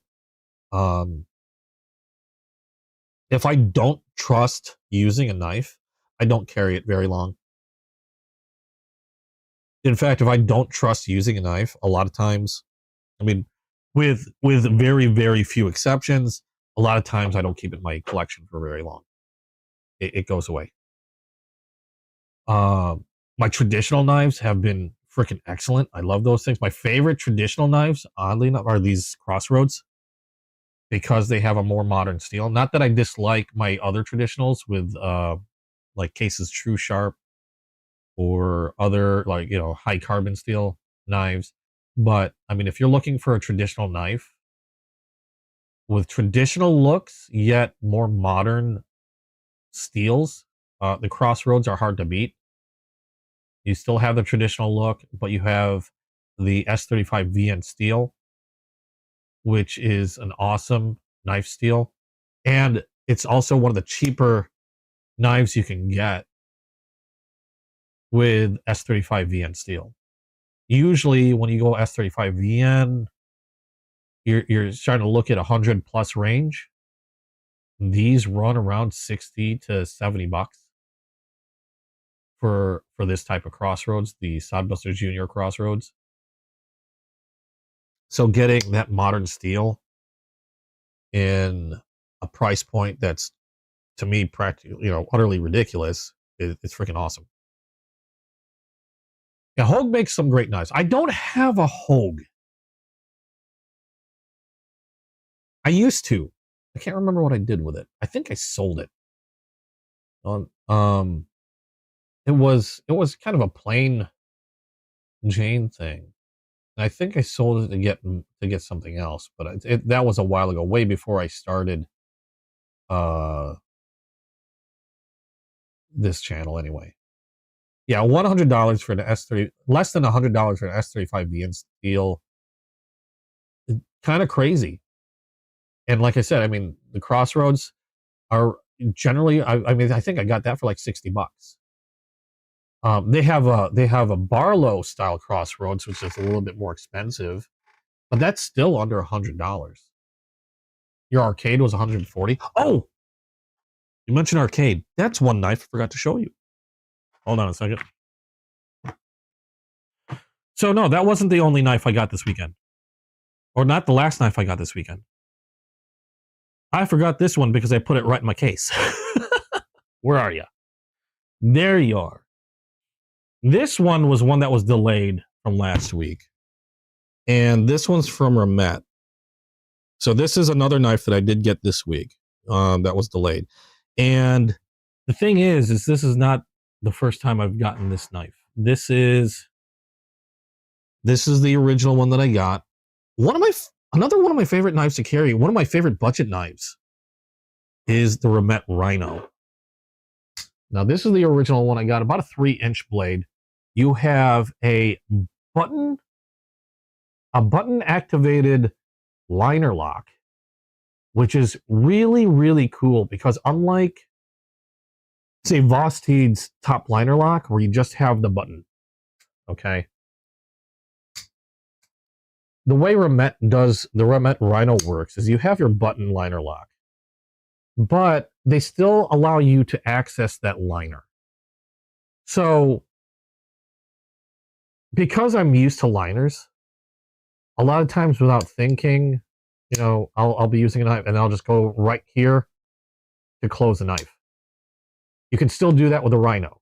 You have your button, but you can still use the liner lock to unlock the blade and close it. So I just thought that's really, really cool that while they gave you the button to actuate that liner, they didn't take away the ability to use the liner lock with your thumb. Now it's a minor thing, and I just thought it was one of those things that was kind of cool. Wow, that was loud. That made my ear ring a little bit. But these are just great knives, great size. G10 scales on this one. I believe 14C28N steel, which is, in my opinion, a great budget steel for the cost, especially when you consider the cost of these you can get these, I've seen them as low as around $35 to $30 to $50, roughly around there for the Remet Rhino. And they're just great blades. I have a woodpecker as well. Freaking love that knife. But I like this one so much. You know that if I like something, I tend to get a couple. So eventually, again, I think I got this for $35. I got an all black. Same thing. Just because they're just really nice budget knives. And this is the one that came in. This one was a little bit more pricey. This is roughly about $80. So twice the amount that these Rhinos came. It is a Rhino, but this was a Blade City. 14C28N steel sirens. That's what these are. 14C28N. This one is a limited run Blade City collaboration between Remet and Blade City. You can see this is called their Ultimate Warrior. I think they were supposed to be a little bit more pink, but I got more of the yellow and blue. Carbon camo. The Ultimate Warrior carbon camo. I don't believe these are available anymore. However, they have different types of carbon camo. I think they had a Miami, which is just different colors. They had another one. These sold out really quick. I was lucky to get my hands on one. Again, this is one that's called the Ultimate Warrior. Got it from Blade City, blade-city.com. They are on Whatnot, but I heard these were coming out. And once they were, this is one of the few that I had an alarm set. So that way it warned me ahead of time. So that way I could stare at the website. And as soon as it dropped, I nabbed one because these sold out super fast. And it was the first one. I think the only ones that sold out. I don't know. I think the Miamis are still available. I think the other ones are still available. But the Ultimate Warriors, for some reason, they left quick. They have the Blade City insignia on the pivot, as you can see there. And otherwise, same operation. It was a little bit more expensive because the scales on this are more rare. It's UV reactive. I don't have a black light, but if you were to use a UV light on this, it would the colors would glow. Just a really neat knife. I have a thing for limited stuff if they're not terribly expensive. This wasn't overly expensive, roughly around $80, twice the amount of what you can get your standard Rhino for. But I love the Rhino. I thought the color was really cool. I thought I was pretty lucky to be able to grab one in the Ultimate Warrior colors. So here we are. This is one of the ones that, like I said, was delayed, didn't get until this week. But just a really nifty knife. Deep carry pocket clip, same button actuated liner lock, 14C28N steel. Nice, thick blade, very slicey. It's a drop point, and you still have a little bit of a divot here if you want to bring your thumb up a little higher to get a little bit more control, or, you know, a little bit more precise control over that edge. You got some jimping in the back here, but just really cool blade. And you can get them, like, you know, if you don't care for the fancy scales, you can get them for super cheap, which is, to me, is just crazy, because it's a crazy good knife. And again, anywhere from I've seen them as low as $35. In fact, I think I paid just a hair under $35 for this. And I got this during one of Blade City's Whatnot shows. I still believe if you want a good deal on some of these knives, go check out Whatnot. I have a link in the description. I think you might get a few bucks credit if you go through my link. So I don't know the amount, or if you still do. I know there was, for a while, you would get a small credit if you went through my link. But either way, if you haven't checked it out, go check out Whatnot. I get some really good deals on their auctions. Is this a front flipper? Yes. Oh, this is a front flipper as well. This is one of the things about the Rhino that I dislike, is I don't think Remet always does a very good job with their front flippers. Sometimes they have a front flipper that works great. Other times, not so great. It works if you're careful, but it doesn't feel as snappy. If I'm just riding the flipper up, I mean, I can use it, but I mean, if you're trying to be quick, the thumb studs are there. I just don't think it's a very good front flipper, so I kind of like discount it. One thing about Remet front flippers is, for some odd reason, they put them well away from the pivot, or at least on some of their knives, they put them well away from the pivot, which makes them a lot of times awkward to use, like on the Rhino. And it's a kind of a shame, because I really love front flippers. I actually like front flippers a lot. But with Remet, I love their knives, but sometimes their front flippers are hit or miss. A lot of times kind of miss. But thankfully, this has some really good thumb studs. Easy to use, super fast, awesome blade. I'm trying to think of another Remet that has a front flipper that works well. This one's a Wild Series. Same thing. You notice the front flipper is kind of well away from the pivot.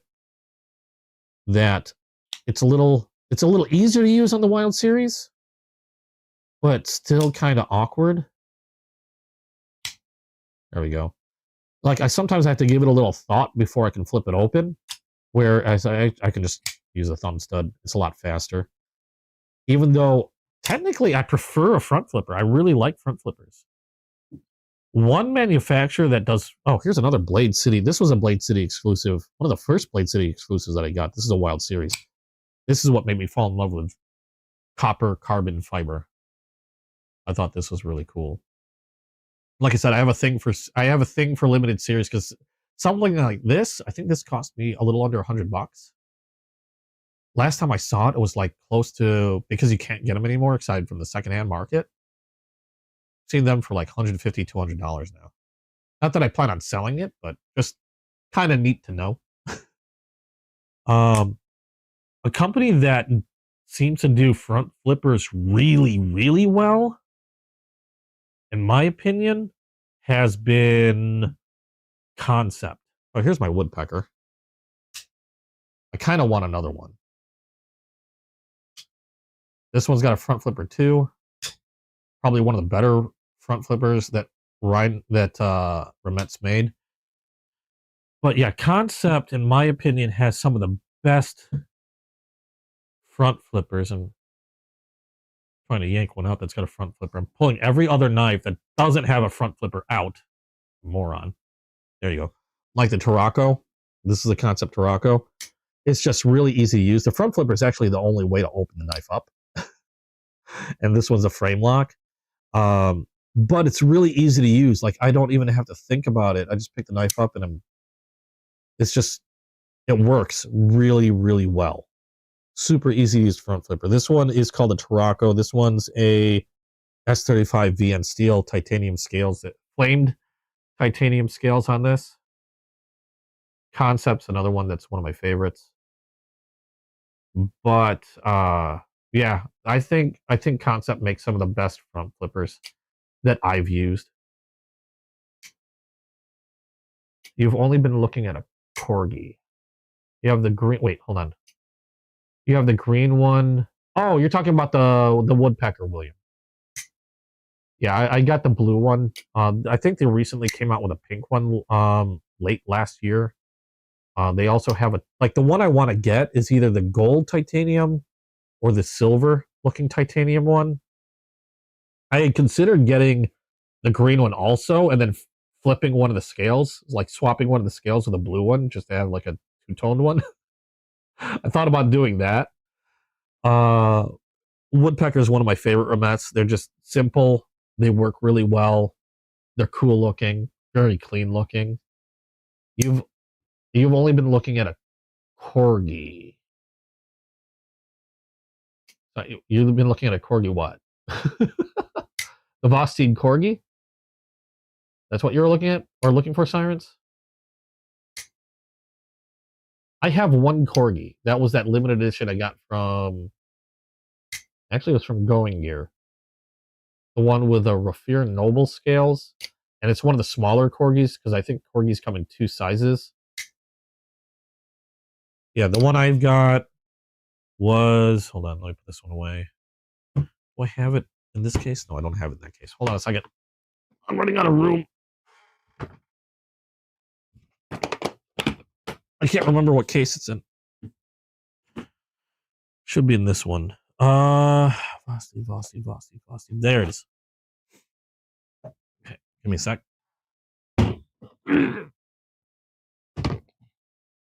This is the one Corgi that I have. This was a limited edition from Going Gear. Well, I mean limited edition. It's just like the colorway.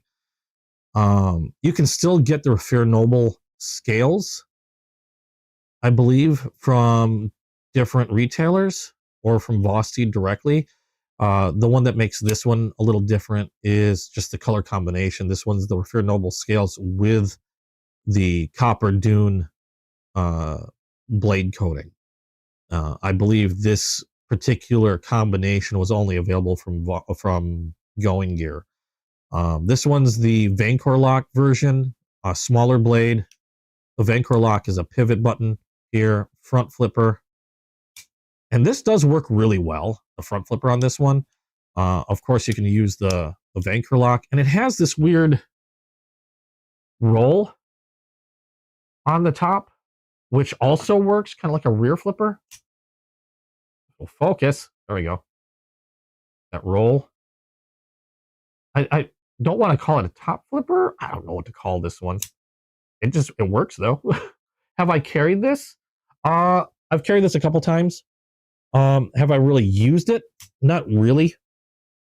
But I've carried it a few times when generally when I want to be a little bit more discreet depending on where I'm going. I'll carry a smaller blade like this. But I'm also always carrying a traditional knife with me. I always carry a modern and I carry a traditional. I carry one of each. And usually if I then need to use a knife or something, a lot of times I use the traditional. Unless I already have like one hand occupied and can't use both my hands, yeah, I'll use something like this. But if I've got both hands free, time isn't of the essence, just doing some work, whatever, then I'll use the traditional knife. So I've carried this a few times, but I haven't really used it. Not that it's not capable of being used. It's just I haven't. That's all. Because usually if I'll carry something like this, and then I'll pull this out and do all my work with this thing. Or whatever other traditional knife. Like this one's been a popular one that I've been using. This is a Case sow belly. Tony Bow's sow belly, 3-bladed knife. I like them because they have this really neat curve that makes them really comfortable in the hand. This one happens to be a high carbon steel one with red synthetic. Oh, I think this came in last week too, or this week. This one is a slimline trapper from Case. Forgot about this one. Slimline trapper from Case. It's got a single bolster, single blade. It's just really simple, traditional knife. This one's a little longer, very thin true steel blade. And I believe this is not real. This is a synthetic brown. But yeah, I'm always carrying a traditional knife similar to this, or like the Crossroads or a Trapper. I've got a various different traditional knives that I'll carry just depending on what I feel like carrying with me that day. And a lot of times those are the ones that do a lot of cutting work. I'll use those more often than I use actually the modern knife that I'm carrying in my pocket. The button on your Vosteed Anklo broke off twice. The threaded pin the button is screwed to is very soft and the threads failed. Bet they made changes. I'm not familiar with the Anklo. I don't have too many Vosteeds. I do have a few.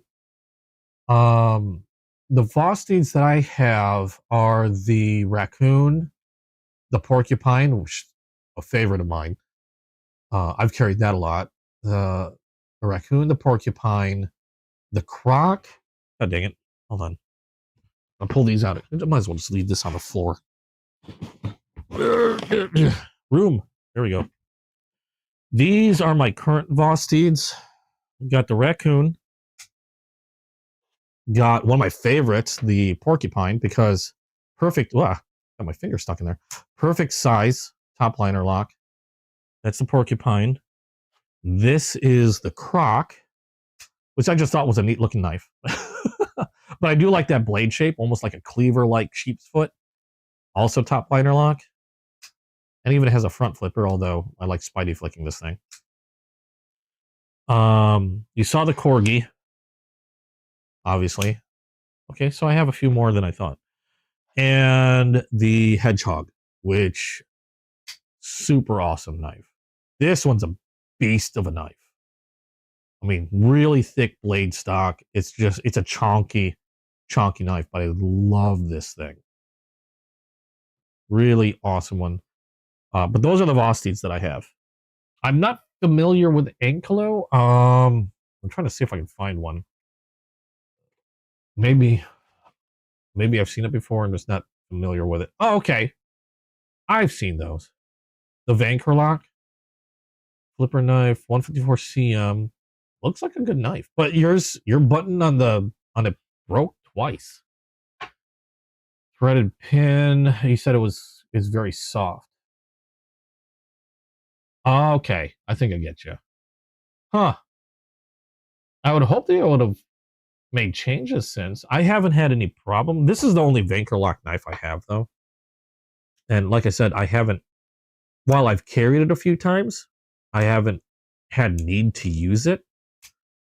So, and I don't, I mean, if I have a knife and I'm carrying, it's because I intend to use it if I need to. It's just I haven't had any reason to use it. It's not like I'm trying to avoid using it. But yeah, I haven't run into any problems with mine in particular yet, but I haven't used it that much. I don't recall if I've ever actually had to use it when I carried it. I don't think I did. I've carried it, just not used it. I mean, I've used this one actually quite a bit. I've used this one a couple times.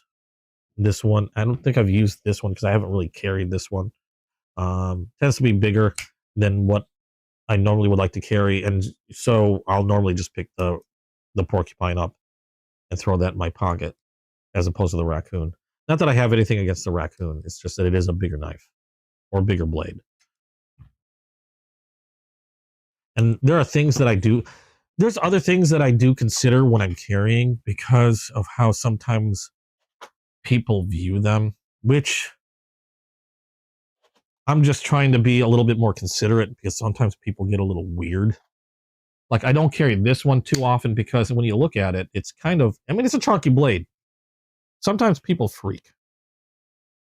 And I tend to be a little bit more discreet.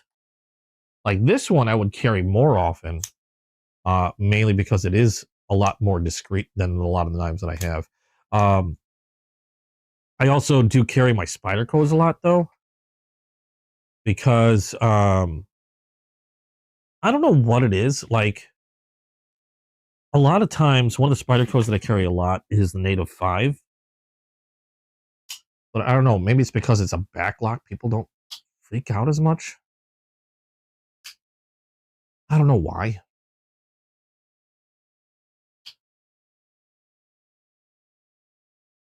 But, you know, things like, where is it? Like things like this. This is a little bit on the bigger side.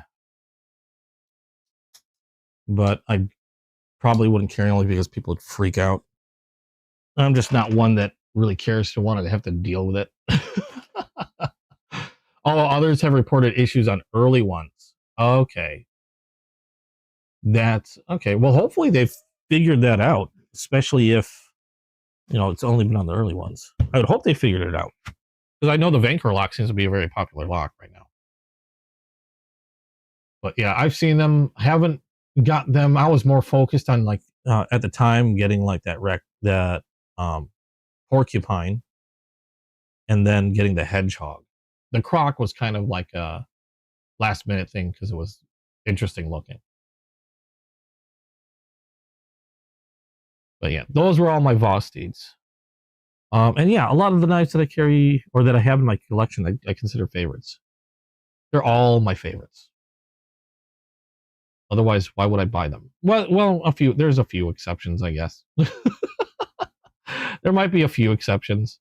Not every knife in my collection is going to be a favorite.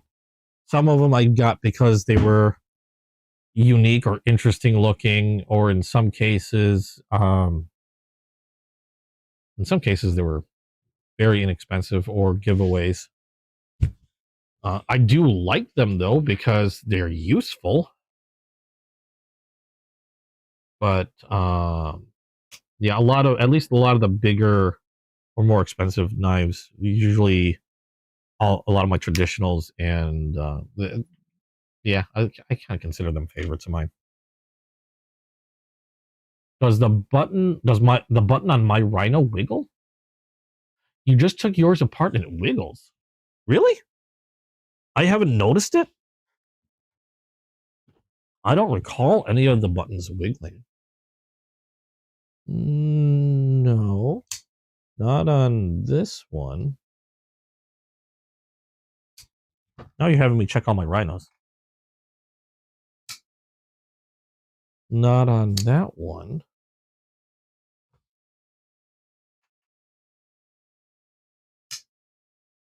Yeah, none of my buttons seem to be wiggling.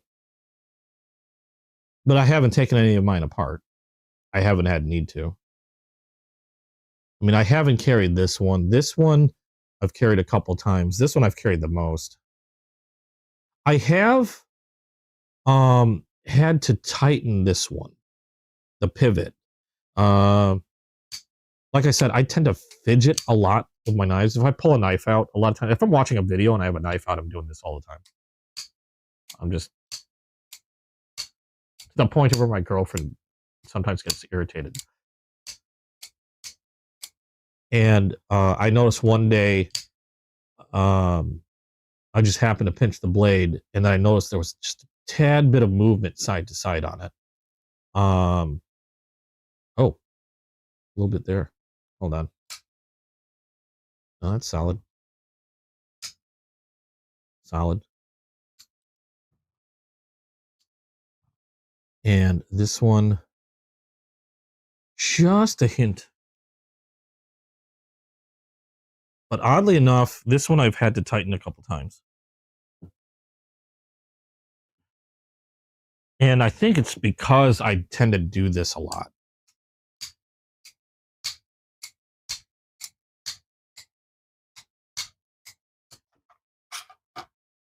So I'm going to do a quick tightening on that.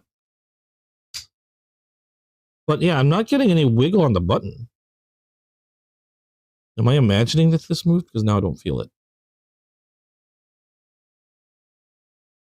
I don't know if I imagined it or, I'm going to tighten that anyway. I believe that was a T8.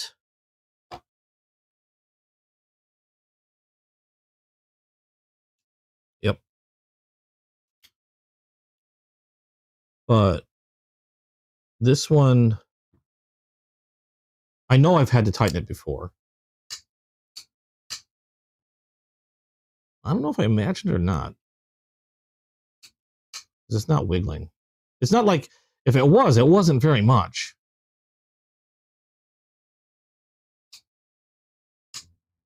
I was able to turn it. If I do tighten, I don't try to over tighten. I don't know. I feel like I might have imagined it.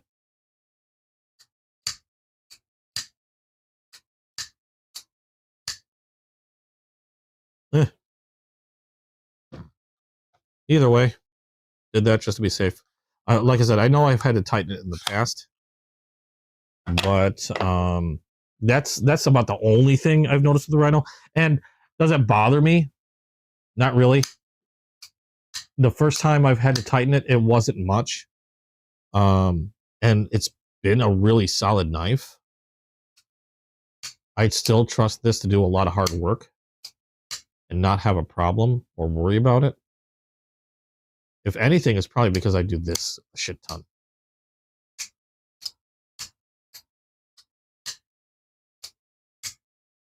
But yeah, like I said, I fidget a lot. You thought it was normal? No, yeah, I don't feel any, even if I grip the button, yeah, I don't feel any looseness in it.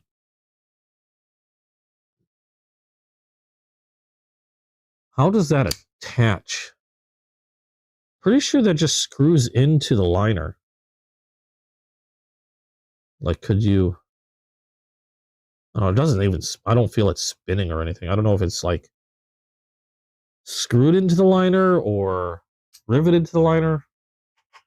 I haven't had to take one apart. I don't got a speck on my glasses. That come from? Go away. I try not to take apart a knife unless I really have to. I have the same thing when it comes to like certain bits of machinery or computers. If I don't have to take it apart, I don't take it apart. Because I'd prefer not to mess anything up. I think I've taken this thing apart a couple times, but I've had to.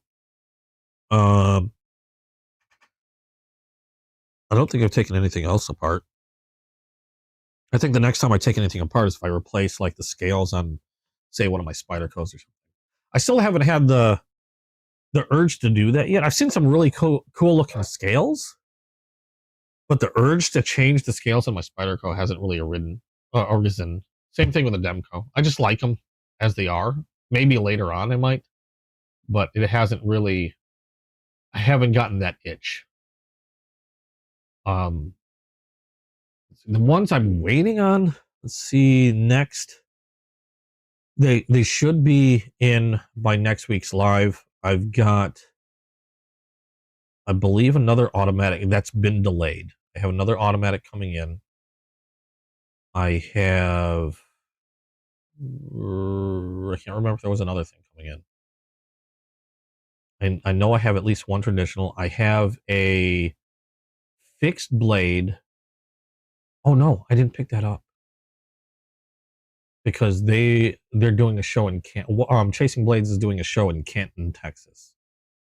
So actually, if you're around Canton, Texas, I wish I knew the name of the show, but they have a setup, like I don't know, it's like I don't know if it's strictly like a knife show, a knife and gun show, or what it is, but they're in Canton, Texas, doing a show. They have a booth, so if you want to check them out, you might find them there if you can figure out where that's at. but I forgot they're hanging on to it for me. They have a fixed blade they're hanging on to me that I haven't picked up yet. And I'm also waiting for Chasing Blades. It's supposed to have another collaboration between Texan Blades and Chasing Blades. Has a collaboration going, and they're going to be coming out with a few, like another limited bunch of knives. I think early February, and I'm kind of hanging on to some cash because I know those will probably be on the pricier side, and I definitely want to pick another one up because I have one of their collaborations. I've showed this a few times. I have this one, which was a collaboration between them and Texan Blades, the rubbed worn. I don't know if they're. I think they're supposed to be doing something a little different, so I'm really curious to see what they come out with.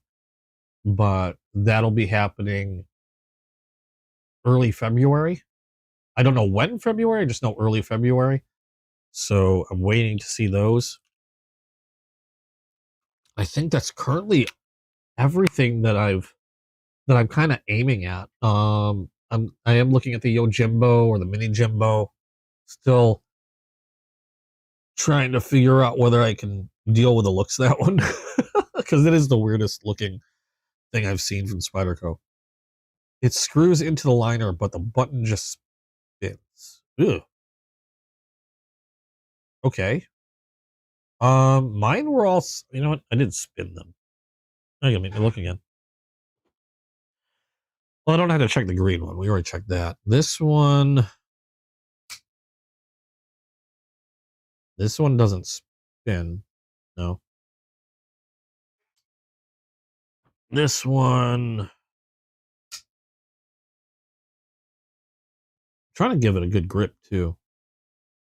No, this one's not moving either. Yeah, mine aren't spinning.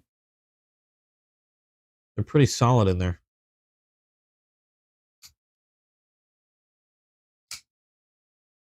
I'm having to flick the blade out because if you close the blade, the button sinks in. It's hard to get a grip. But I'm not feeling any movement or any spinning. Nope. Another thing for me to be aware of, though. Did anybody else get anything new this week? I like hearing from you guys as well. Because that's okay. Now I'm pretty sure that was everything. I don't think I'm forgetting anything this time. I hope I'm not forgetting anything this time. Like I almost forgot about that whole slimline trapper thing and the Remet Rhino. I forgot about those, but now this thing was inexpensive. This is pretty cool though. I'm pretty sure that was everything this week, and the marbles. Forgot about the marbles. No, I showed the marbles earlier. So that was everything that I got this week. I do have stuff that's delayed. I'm still waiting on. Like I said, I'm waiting on another automatic that I can't wait to get in. That'll be neat and interesting. It's not a Kershaw. It's not a ProTech. I think you guys will be kind of surprised to see it. Spyderco Spy. Morgan sent me a picture. Spy versus Spy. God, I missed that thing. But did anybody else get anything new this week? I know Morgan. I'm going to send you all my gas station knives. I know you have fun with those. I'm getting a box prepared for you. The automatic addiction. I have a few automatics. I don't go out of my way to get them. There'll be one or two that'll catch my eye, and for various reasons, and I'll nab those. But otherwise, while I think they're neat, like I really like that Kershaw. I really like the one that's coming up. It's more of just a fun thing because I've got a lot of the folders that I have. Holy crap! A lot of the folders I have are just as quick. You don't have to worry about anything being automatic, any laws or stuff in the area, whatever. You posted the arcade. Did I see the arcade? Pretty sure I saw that. Wait, I did. I'm pretty sure I did see the arcade. Where was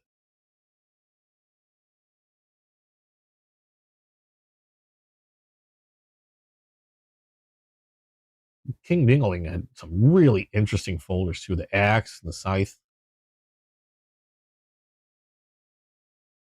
I know you. I'm pretty sure I saw it, but now I'm not sure where I saw it. Gosh darn it. I don't see it. Let's scroll all the way back to the Cheetah Cub. I can't wait till those come out. I'm going to be so bro. Oh, he sent a solo pick. Okay.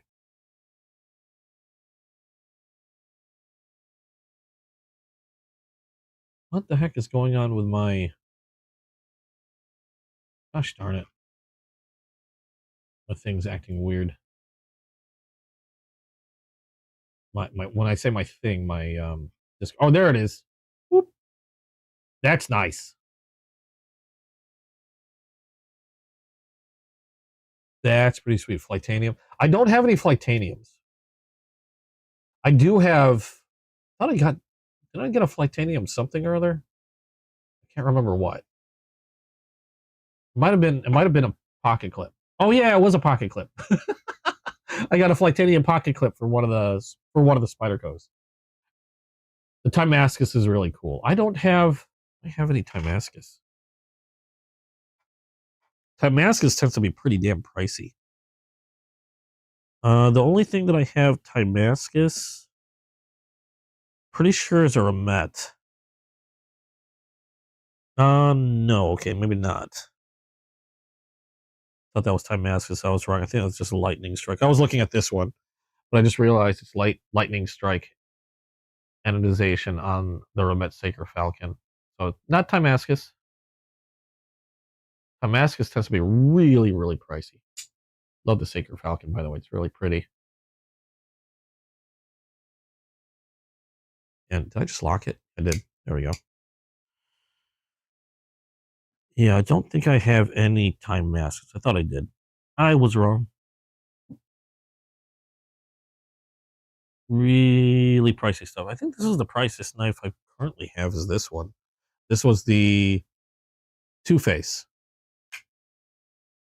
that I just thought was really neat. This one's from Remet, was designed by Osho. Really cool designer. A couple of his designs are my favorites. Like I really like this this Two-Face. One of my favorite Kaiser knives is designed by him also. The Bulldog.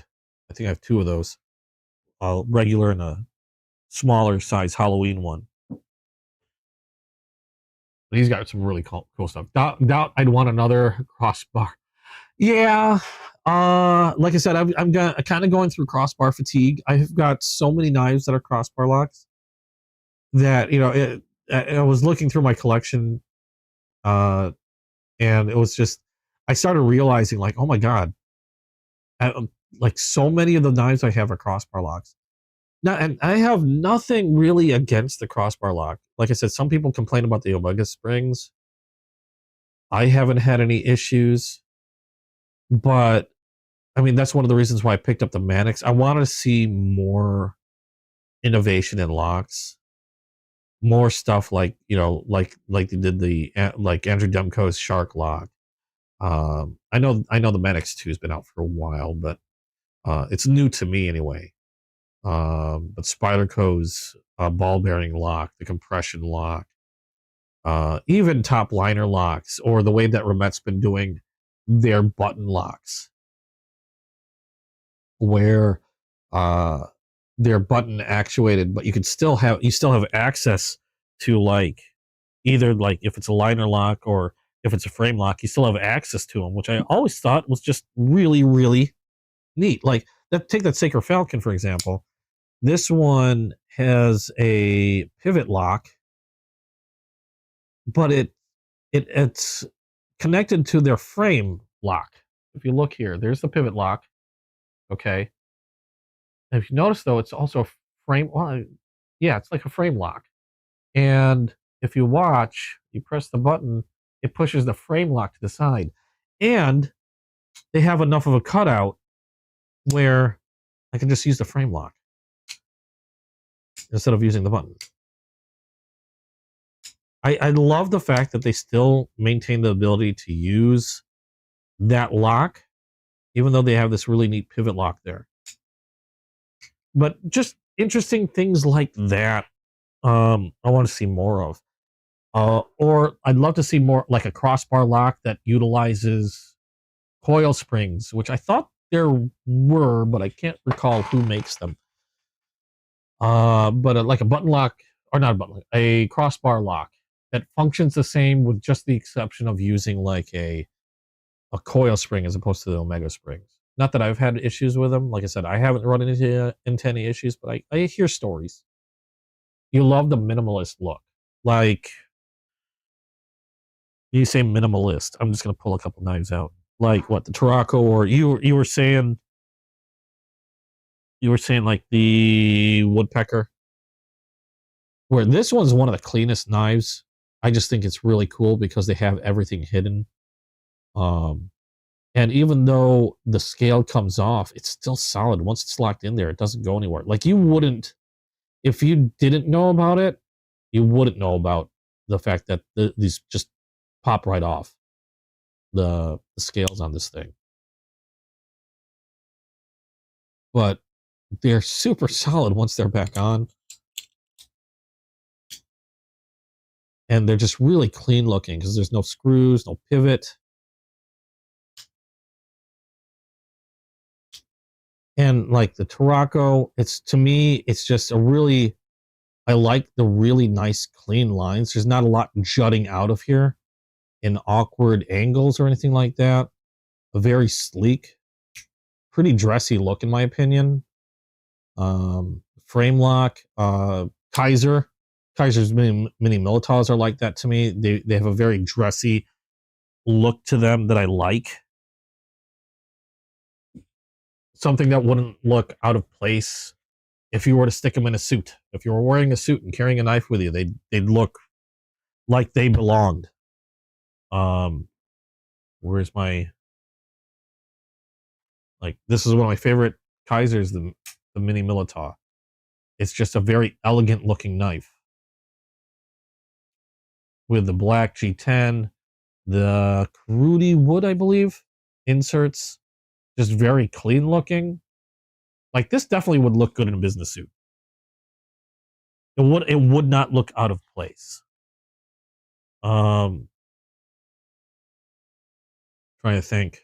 I think I showed a lot of these last week. This one, although this one's a little oddly colored, the Lanza from Best Techman, or Best Tech. I believe this is Best Tech. Nope, this is Best Techman. Just a very sleek, almost pen-like knife that would go right into a, it would just hide nicely in a shirt pocket. It wouldn't look any different than any other pen. If you want to go really dressy, I think I've showed all these before. If you want to go really dressy, there's this Elementum 2 from Civivi.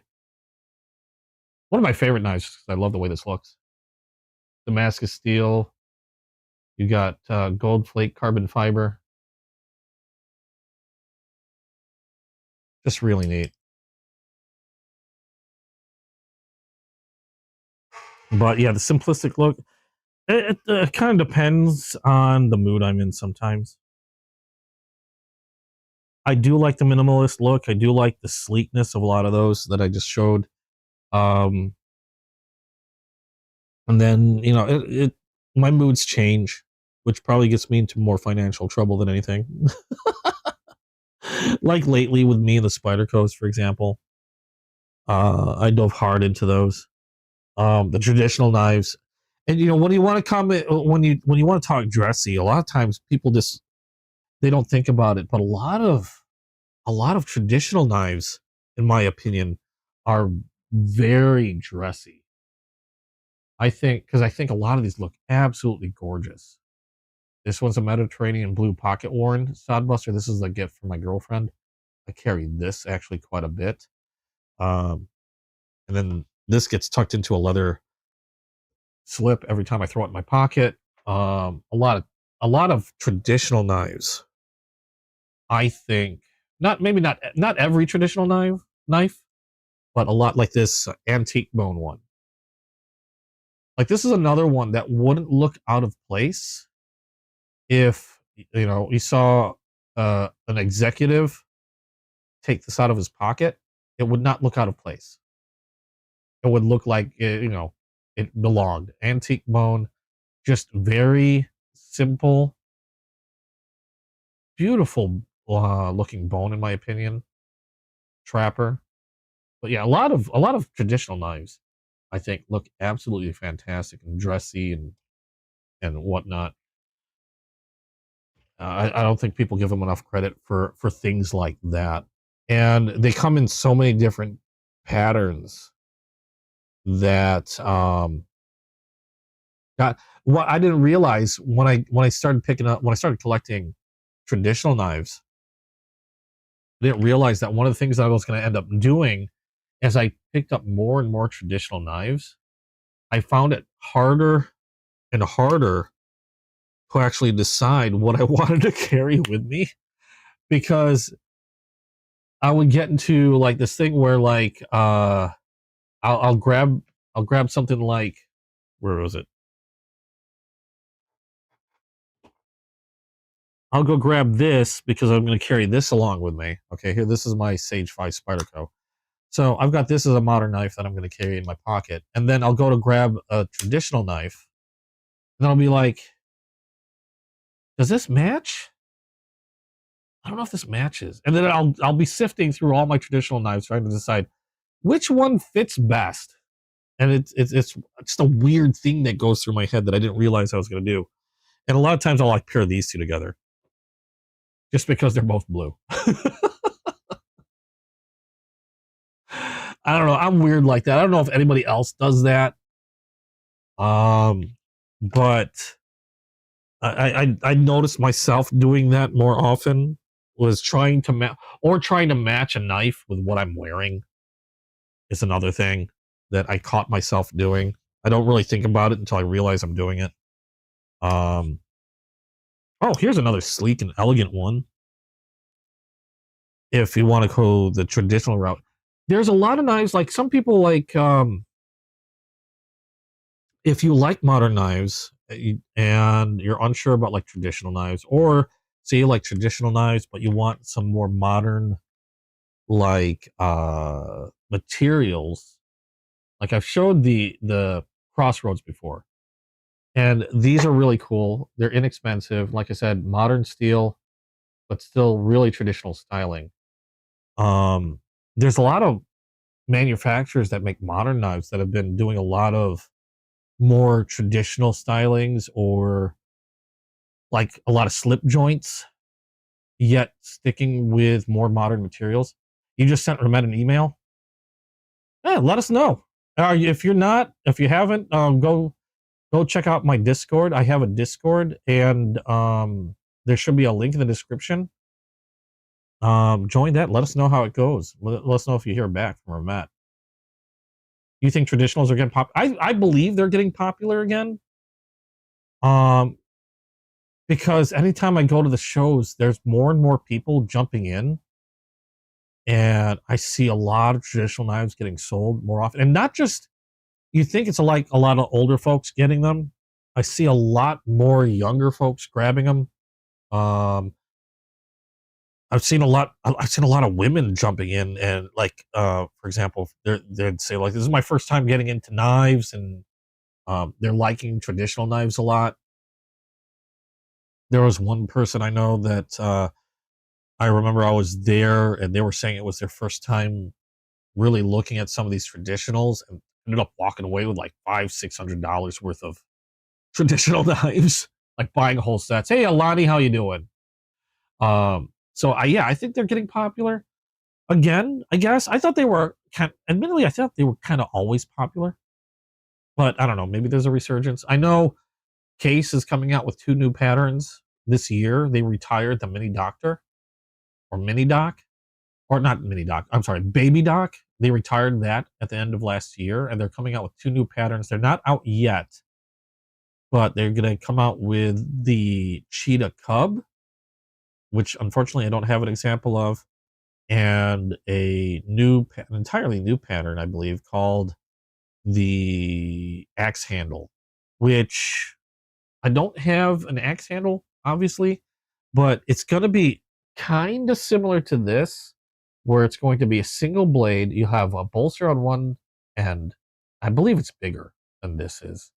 And the way they shape the handle is going to be more like an axe, the way an axe handle would look.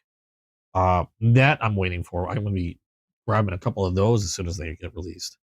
But another reason why I think they're kind of becoming popular again. Oh, I'm glad you like the stickers. Thank you.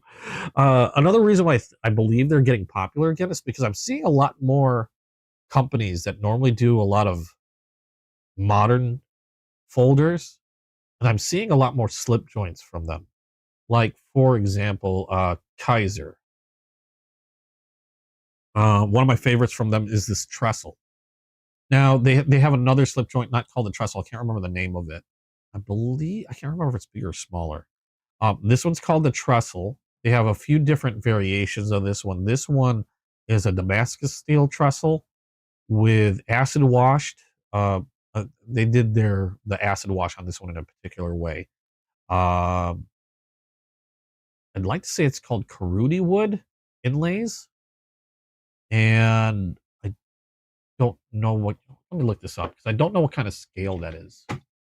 But I believe the inlays are Karuti wood.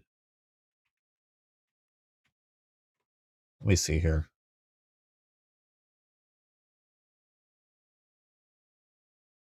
But it's a modern slip joint. What the hell is it? 2.9 inch. They have this one. Oh, this one, like I said, happens to be a Damascus steel. Okay, it is titanium scales. Okay, that's what I thought. So titanium scales, Karuti wood. I hope I'm saying that right. It's spelled MKURUTI, wood inlays. And you can see the Damascus on this one. This one's a nice. This one's definitely a dressy knife. But yeah, I'm noticing a lot of manufacturers that I've seen normally doing your typical folder knife, doing a lot more slip joints. I've seen some really interesting slip. Savivi's done quite a few slip joints, but I've seen some interesting ones come from them. I got one from them last year that I thought was really neat. I'll show you that in a little bit. But this is the trestle. This was new in last year from Kaiser. Really cool looking slip joint. Very traditional in style, yet modern. Like, you got your titanium. When I say modern steel, the one, I think typically they come with 14C28N. I just liked the Damascus the Damascus look on that. Savivi, this one was a really neat one. This is I forgot what they called it. I'm losing my brain.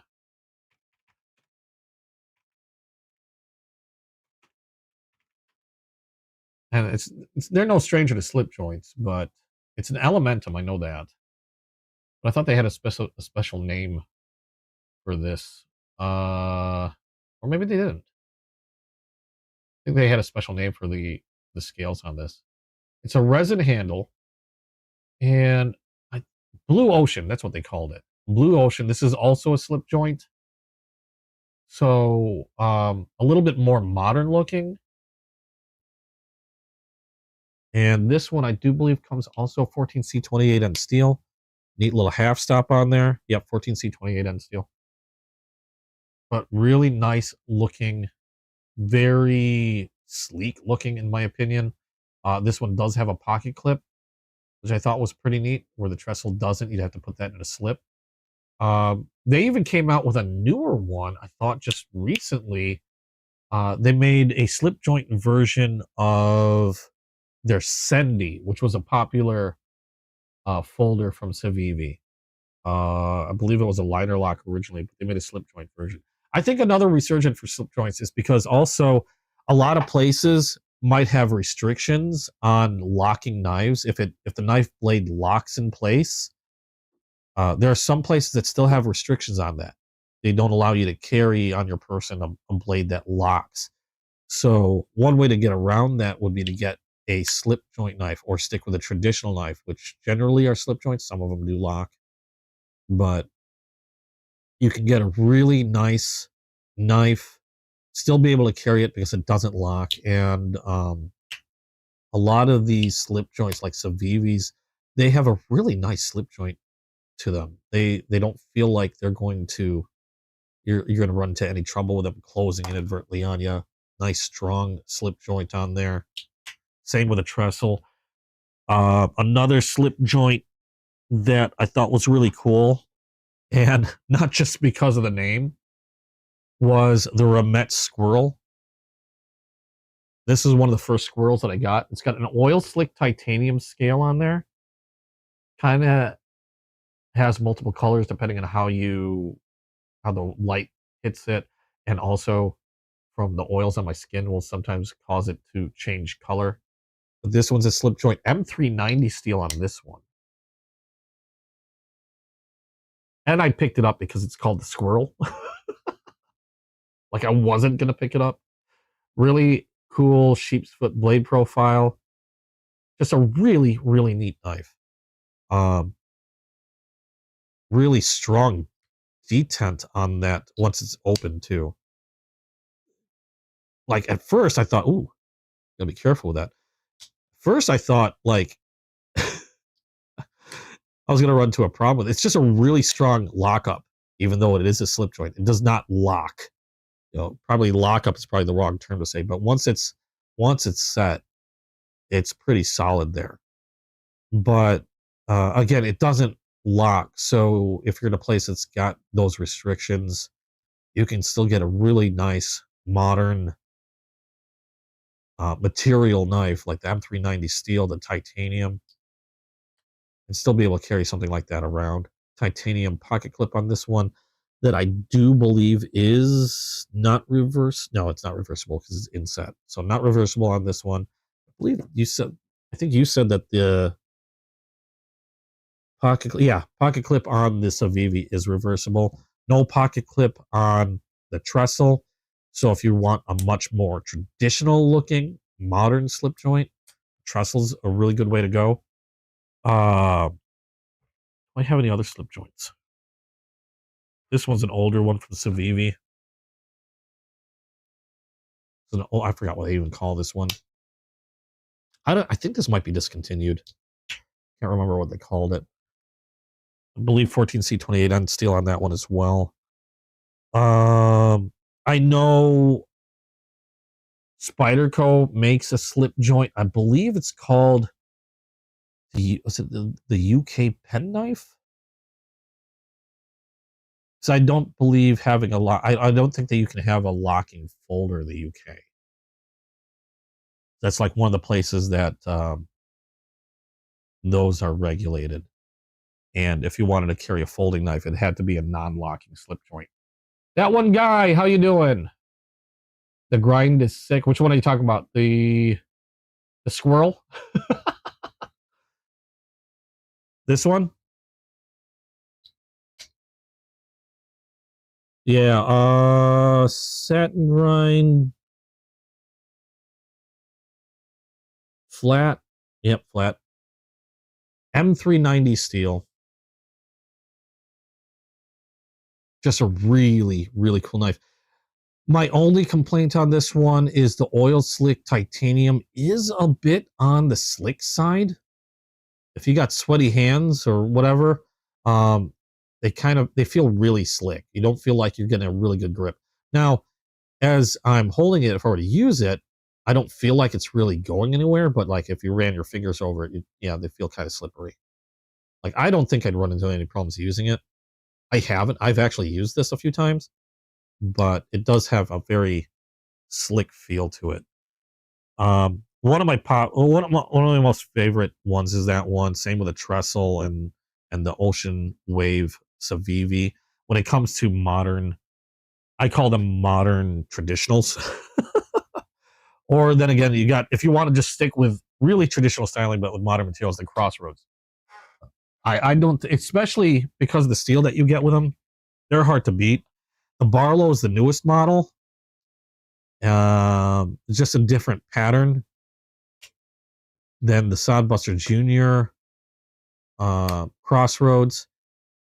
These are going to be a little bit more expensive. These are around closer to $90, but still getting S35VN steel. Instead of the laminate wood on this one, you're getting rich light for the Barlow style. The Sodbuster Juniors do come in different types of materials, though. Like you got the laminate wood there. They call it Dymolux laminate wood. They have one that's that's like almost all green, where this is a brown and green. This one is a burlap micarta scale with G10 liners. This one is I have a few of these. This one is a blue jean micarta.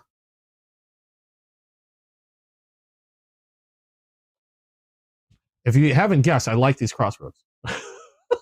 they're some of my favorite knives from Case, just because they're, you get the S35VN steel. They're great, hardworking traditional knives. I have that. I have the other Barlow from Case. It's essentially the same knife, just different color. This one's a black and tan, also in rich light. And then the rarest Crossroads I have that I'm never letting out of my sight is the peanut butter and jelly Sodbuster. This one is probably the most expensive. When they were available, they ran about $80-$90 for this Crossroads. And what makes this special is the collaboration between Case and SMKW. So you have the peanut butter and jelly color on this one, and it's the only one that has a Cerakote coated blade to it. But they had a very limited run of these, and I got lucky and picked one up for about just under $90 is what they are retail. But because they had a very limited run, I've seen these things go on auction for like $200, because the only place you're going to find them, unless they do another run of them, which they probably won't. They might, but you'd have to really watch them like a hawk. The only place you're going to get them is going to be like the secondhand market. They're going to be running like $200. At least that's what I've seen them as. The peanut butter and jellies have always run high after their initial run, because they have other patterns that come in the peanut butter and jelly, like Trappers. They had a few others, and anytime they go on auction, like when they initially go for sale, they're the cost of any other Trapper or other traditional knife. But once they're sold out, good grief, you're not going to find one for under. I think the Trappers you're not going to find for under like $150 now. I think they're still all closer to $200, if not over $200. I had drunk a lot of coffee, so I will be right back. While I'm doing that, go think of some questions. Let me know what you'd like to know or would like to see.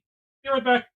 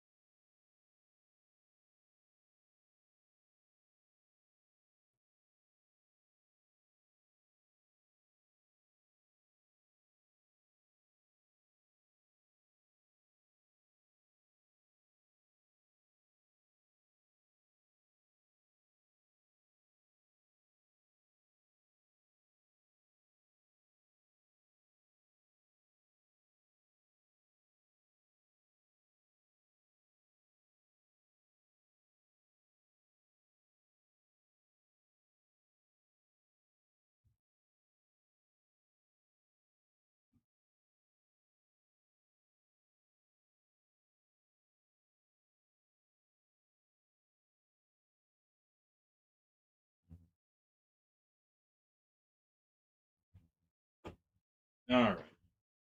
Where's my mic? There you are. This back on. There you go. You guys hear me okay? Yep. All right. So, sorry about that. A lot of coffee. Oh, sorry. I see the name. That's what I used to.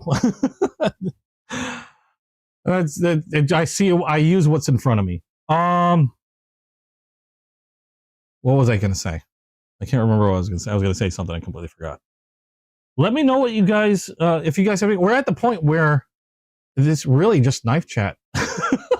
If you got questions, if you guys got any new knives that you're looking at, questions like how I maintain my stuff or just anything, let me know.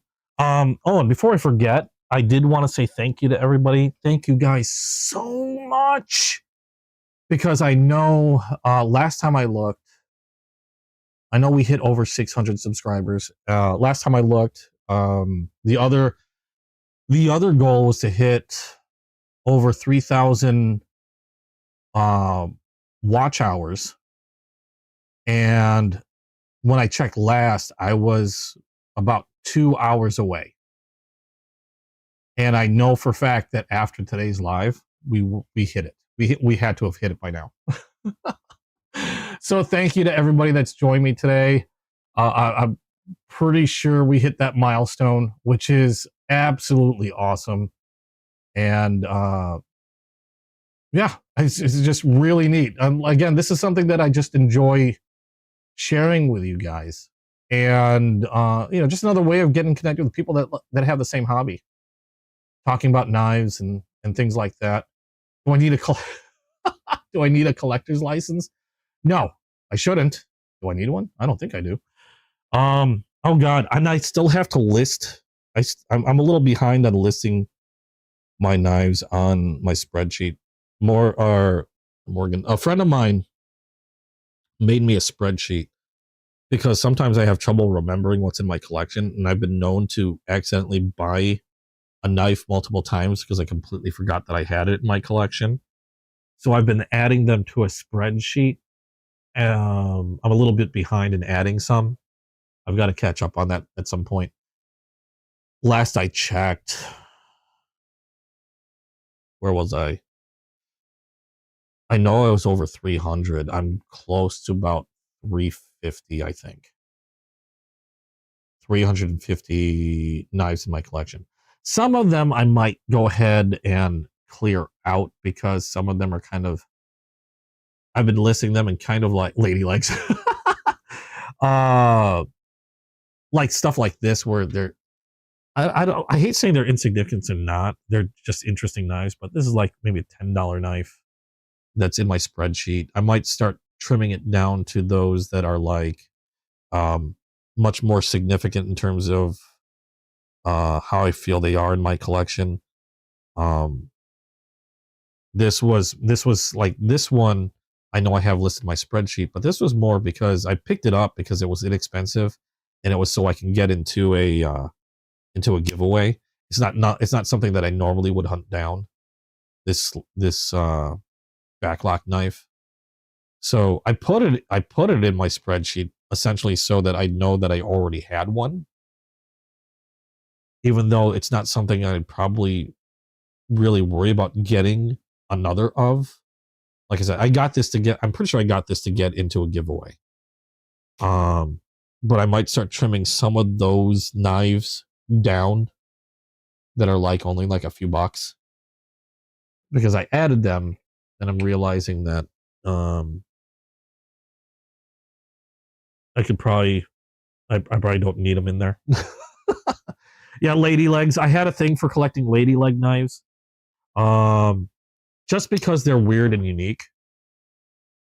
And if you don't know what a lady leg knife is a traditional knife, first of all. I can't wait for Case to start making them, but as far as I know, they haven't made one. Let me put these away real quick and I'll show you a lady leg. Just a moment. Put that away. That went in here. And if you're wondering why I'm very specific as to what knife goes into what slip, one thing about leather slips like this is once you put a knife in there, it's kind of formed to that knife. So I use this for my Barlow. And since leather forms around whatever you put in there, it'll only really securely hold the Barlow.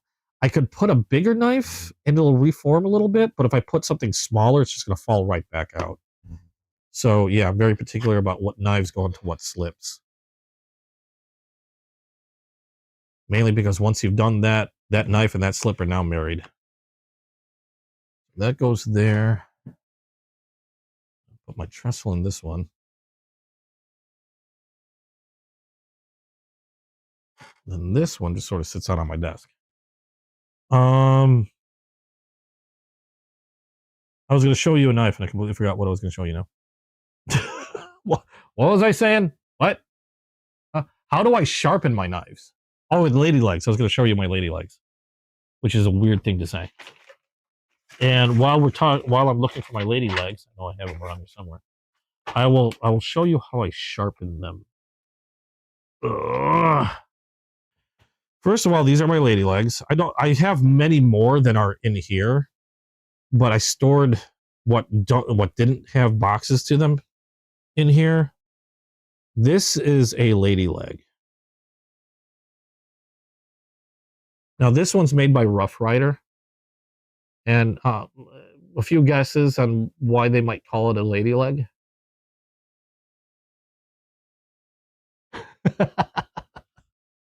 They reminded me of the lamp from A Christmas Story, and that's why I saw these. As soon as I saw one, I started grabbing as many as I could find. There's so many different colors. I only have 3 currently here in this roll, but I have many more in other boxes. But they're just really neat. They're weird. They're odd looking. I like them. They're really weird. Oh, I never opened it up. They generally have a single clip point blade. They're mainly conversation pieces. I just think they're really neat. That's a lady leg, and I have a lot of those. Although I stopped collecting them mainly because I think I've gotten all the ones I could get my hands on. I haven't. Anytime I've seen any lady legs, I haven't seen any new ones. Yup, like that.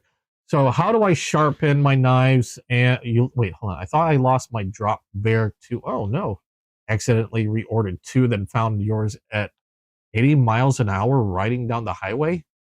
It was hanging on your motorcycle vest for. Now you have 3. I have 3 also. One of them because it was a new type of lock. So how do I sharpen my knives? I sharpen my knives a few different ways. The thing that I used probably the most, and it's more not so much sharpening. Well, I've used it to sharpen, but mostly for maintaining an edge, like honing and stropping, has been this Work Sharp. This is the Work Sharp guided field sharpener. I think that's what they call it. I have a link to it down below in the description. Let me make sure I got the name right. I got it on Amazon. It's like $35. But out of every sharpening thing that I've got, any, stone, what have you, that thing alone has seen the most action. Guided field sharpener. I was right. It's a travel knife sharpener. This has seen the most use because you've got 2 diamond stones on here, or diamond plates, I should say. You have a course, which is, I think, a 220. Is it a 220 course? Hold on. Oh, they're like $40. I'm sorry. I thought they were a little less. You might be able to find them for a little less. I believe it's a 220. It's either a 320 or a 220, and a finer 600 grit diamond plate. that are reversible, so you can protect the plate from scratching anything. You have a coarse and a fine ceramic rod on here. You also have a thing that can sharpen fishing hooks.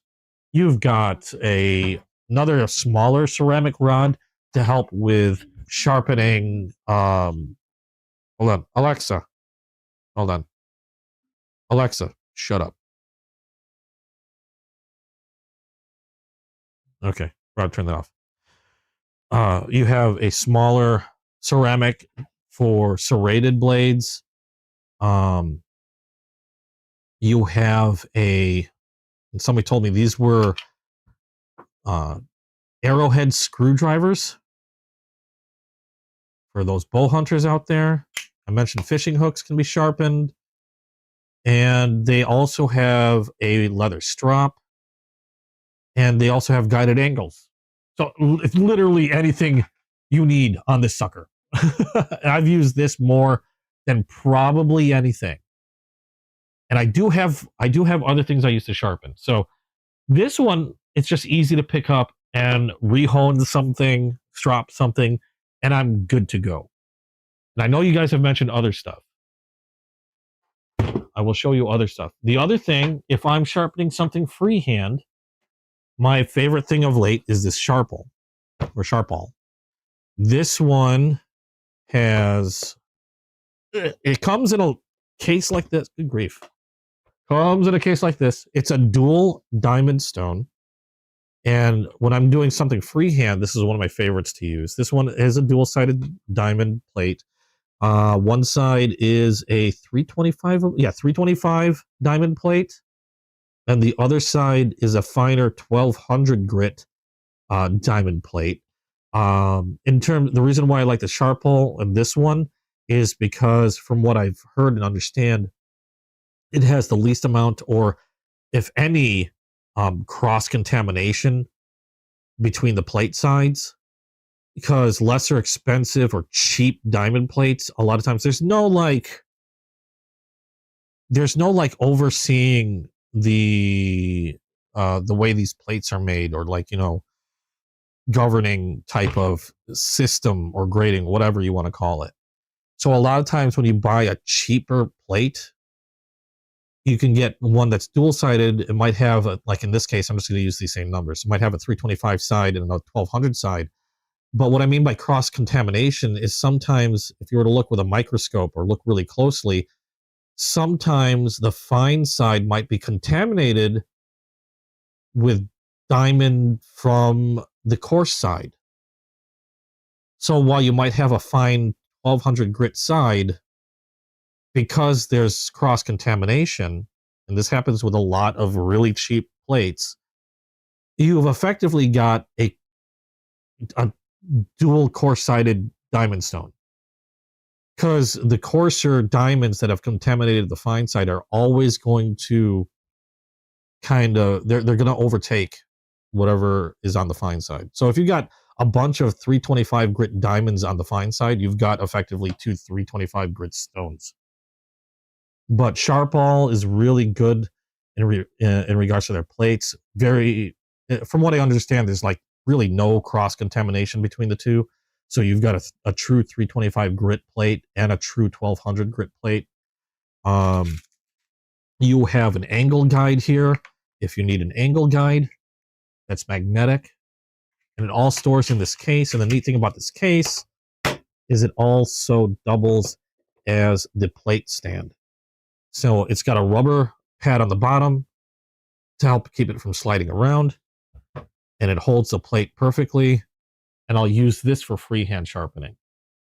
Now, the name of this one, it's made by Sharpall. I don't know if it has a very specific name to it, but I'm pretty sure I have this one also in the description below. This one is a double-sided diamond sharpening stone. This is the larger of the two, because they come in two different sizes. I believe this is the 5 by 8? I forgot what size this is. This is an 8 by 3, And then they have a smaller version, a little less expensive. This one was like $70. They have a lesser expensive version that's smaller, that's like a 2.5 by 6 inch, I believe. So yeah, you have your choice of two different sizes. They're both stored the same way. They have their own case and stand to them. And I love using this for freehand sharpening. The other thing I like to use, and one of you has already mentioned this one. This is my Work Sharp Precision. The Precision. It's not the Pro, because the Pro is really expensive. Give me a sec. Really? Amazon, help me out here. Work Sharp Precision. I think it's just a Precision Adjust, because there's a few different types. You have the professional precision adjust, which this is not, and then you have the regular precision adjust. This is the regular precision adjust, and I got this one. Technically, it's the Elite, but what I ended up doing is I got the precision adjust, and I picked up the upgrade kit, which is this case, and it came with more stones. And that's a toothbrush I use to clean off the stones. So this one is a fixed angle, or adjustable angle, I should say, sharpening kit. Basically, you essentially build this little sharpening tower, like so. Okay. This is the clamp that would hold your knife in place. And then you have these you have these diamond plates. They call them like, I forgot what they call them, like tri-stones or plates or something. Get all this out of the way. And I'm going to turn this on its side so you can see this better. So you got this little standing tower. This clamp tightens around your knife and holds it in place. And then this slots up in here. Okay. And you have, in this case, you have three different sharpening, or three different plates. You have a 320, I believe a 600 if you spin this around. Yep, 600 if you spin it around. And this particular one comes with a fine ceramic as well. The Elite version comes with those extra plates. You even get a leather strap as well on the more advanced kit, I guess you can say. And what this is supposed to do is, with your knife clamped in, you can adjust to a very specific angle using this knob. And then what you would do is, I don't have a knife in there, obviously, but you can run this back and forth, and it keeps a very precise angle. So you have a very precise angle going the entire length of that edge of whatever knife you're trying to sharpen. It takes away a lot of guesswork, and makes it really easy to get a nice razor edge on the knife. Personally, I love this thing, but if you want I think freehand's really the best way still to go if you want the best, sharpest edge. I still think freehand's the best way to go. Especially if you can get more finer and finer grades of stone. But it takes a lot of practice to get it done right. There's more chance for mistakes to get it to do something freehand. It takes a lot more practice. This takes the need for this practically negates really the need for practice, other than in learning how it works. But I still believe you can get the best edges freehand. But in terms of just really needing to get something nice and razor sharp really quick, this is a great way to go. Obviously, this is going to be a little bit more expensive. The basic kit, which is just this here and this tri-stone, is going to run like $70. I think I have a link for this down below as well. Yeah, you have to, Okay, the thing with this one is the clamp can bow down with a lot of pressure. But I think what a lot of people run into is they're overdoing it with the pressure. What a lot of people don't realize is you really don't need that much pressure for the plate. You don't really need to bear down. If you bear down too hard, yes, it's going to have some flex to it, but you don't need to bear down that hard to get a nice sharp edge. You need a little bit of pressure, and then let the diamond do the work. And if you're doing it right, you're really not going to you're not going to be bearing down on this too much. There's not going to be a lot of bowing at all, if any, and it still works perfectly fine in getting a nice sharp edge. I think when it comes to sharpening, whether it's one of these units or if you're doing freehand, one of the problems people run into is they think they need to be bearing down on that knife way too hard. And I think a lot of people need to really lighten up a little bit. Let the diamond do the work. I've been able to get some amazing edges with this thing. Yeah, you're never going to be completely free of that flex. There's very little flex to it. Again, if you're getting a lot of flex, I would rethink about how hard you're bearing down on the unit, on the stone. If you're getting a lot of flex when you're going over the blade, the way I see it is I think you're pressing a little too hard. But when I figured out how to use and the right way to use this thing, I get some really good hair shaving edges on this thing. And it's worked really, really well for me. But I do like this for when I want to do some really, get something going relatively quickly. And it just works super well. Otherwise, I wouldn't have gotten the rest of the upgrade kit. I still like sharpening something's freehand.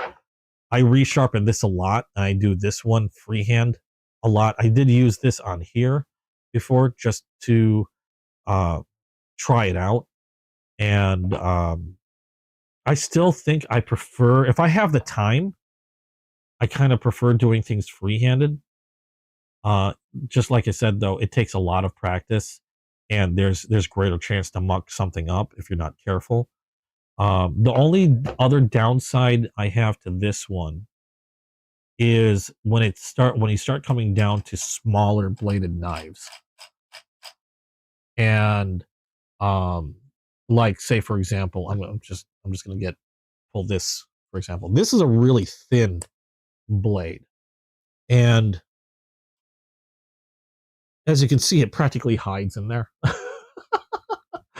And then if you try to bring it out a little bit, you can bring it out a little bit, and that might help. But you also got to be really careful, because at that point, it's not really gripping on a whole lot. And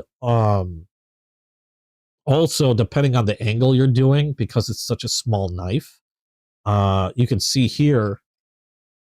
Let me pull this out. If you're not careful and you're trying to sharpen a small knife, you can, if you look closely, you can see I accidentally started sharpening the edge of my clamp. Yeah, you end up hitting the clamp and not the blade. So when you start working on smaller knives, your best bet is something free-handed. This is great. This is fine for larger knives, kitchen knives.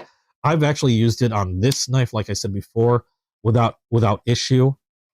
Because this is a bigger blade, and I have a lot more blade to work with there. So that's the other issue you could run into with this unit. Personally, I still think this is probably one of the best units you can get around for the price. I don't know. Mine doesn't flex too much at all. And like I said, you don't. If I notice any flex, I know I'm pressing too hard. And I really just let the diamond do the work, and it doesn't take very long. And it works perfectly fine for me in that regard. I don't have to press down too hard. Oh yeah, I've been collecting for a very long while. It's only recently that I started doing the channel. But yeah, I think freehand is the best way to go. It just takes a lot of practice. This takes a lot of guesswork out of it. And I do recommend this if you don't have the patience to practice freehand. You can still get some great edges with this thing. It's probably one of the most, from what I've seen, probably one of the most recommended in terms of like the fixed angle sharpness you can get out there. Mainly because of the price and what you get for it and how well it works. There are others out there that I have no doubt work a lot better, are a lot more solid, but you're going to pay a lot more. A lot more. These sometimes, especially when it comes to the stones, because work sharp. The great thing about this one is it's inexpensive. You get a good set in this one tri-stone. I mean, this is really all you need to get a really good edge. You've got everything you need on this unit, and it's $70. After that, you start getting into more, you get into really pricey stones from other manufacturers. The units might be they might be all metal, a lot more stones to them, but you're going to be paying a great deal more. I've seen them run upwards of $600, $1,000. It gets pretty crazy. So that's why I recommend this one, is because for the price, you have really everything you need.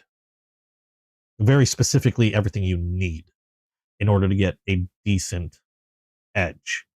You don't have to go into super high grits unless you want like a highly polished mirror edge and you're trying to get that, that atom splitting mirror edge to a blade.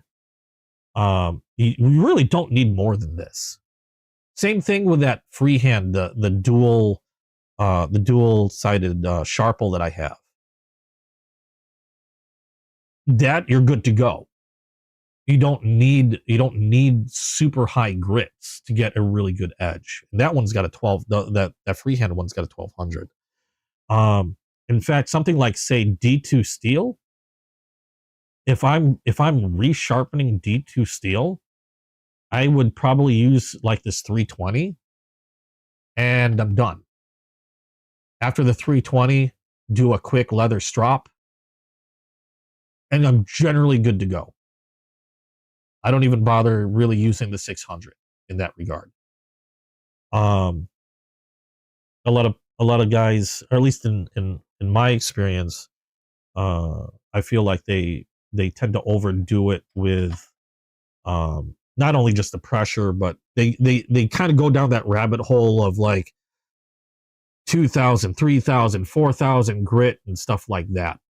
And unless you're going for a very specific type of edge, it's not really, in my opinion, it's not really needed. I mean, grab them if you want to use them. If you want that edge, go for it. Yeah, if you want a mirror edge, you're gonna need those higher grits. But if you're just doing knife maintenance or just want a nice good edge on a working knife, this has got everything you need right there. That Sharpel freehand has got everything you need over there. Hell, this thing has the guided work sharpener has everything you really need for probably the lowest cost at $40 that I'm looking at currently. Yeah, $39.95. This really has everything you need. The only thing, actually, this is the only one that truly has everything you need, because this one has a leather strap to it, whereas this one does not have a leather strap. You'd have to buy another one of these that has a leather strap, or have a separate leather strap like I have here. This one's made by Sharpel, Probably one of the better leather straps you can get for like 20 bucks or less than 20 bucks. Yeah, the Sharple, the freehand doesn't even have a leather strap. So if anything has everything that you need, this thing for 40 bucks right here has everything. In a compact little unit, I guess you could say. And the only thing that I would change on this is what they put on the leather strap. If you notice, it doesn't look the same. Normally, when you get these, they come also already coated in that green, I forgot what they call it. It's a it's a green strapping compound. It's kind of waxy. They look like crayons. It's already coated in that green compound. I scraped mine off, as you can see, and I actually probably had to clean this one. I scraped the green stuff off, and I used it a little bit, and then I scraped it off, and I use a diamond emulsion on this right now. Currently, I have a 0.5 diamond emulsion on this, or 0.5 micron. I probably should have gone. I probably could have gone with like a 6 or 3 micron or something like that, but I went with a 0.5 because that's what I happen to have. And that's probably my only thing that I would do is take off the green compound and swap it out for a nice diamond emulsion compound, and then use that on the leather instead. But otherwise, this is perfect. Do I worry about the angle as much when I strop?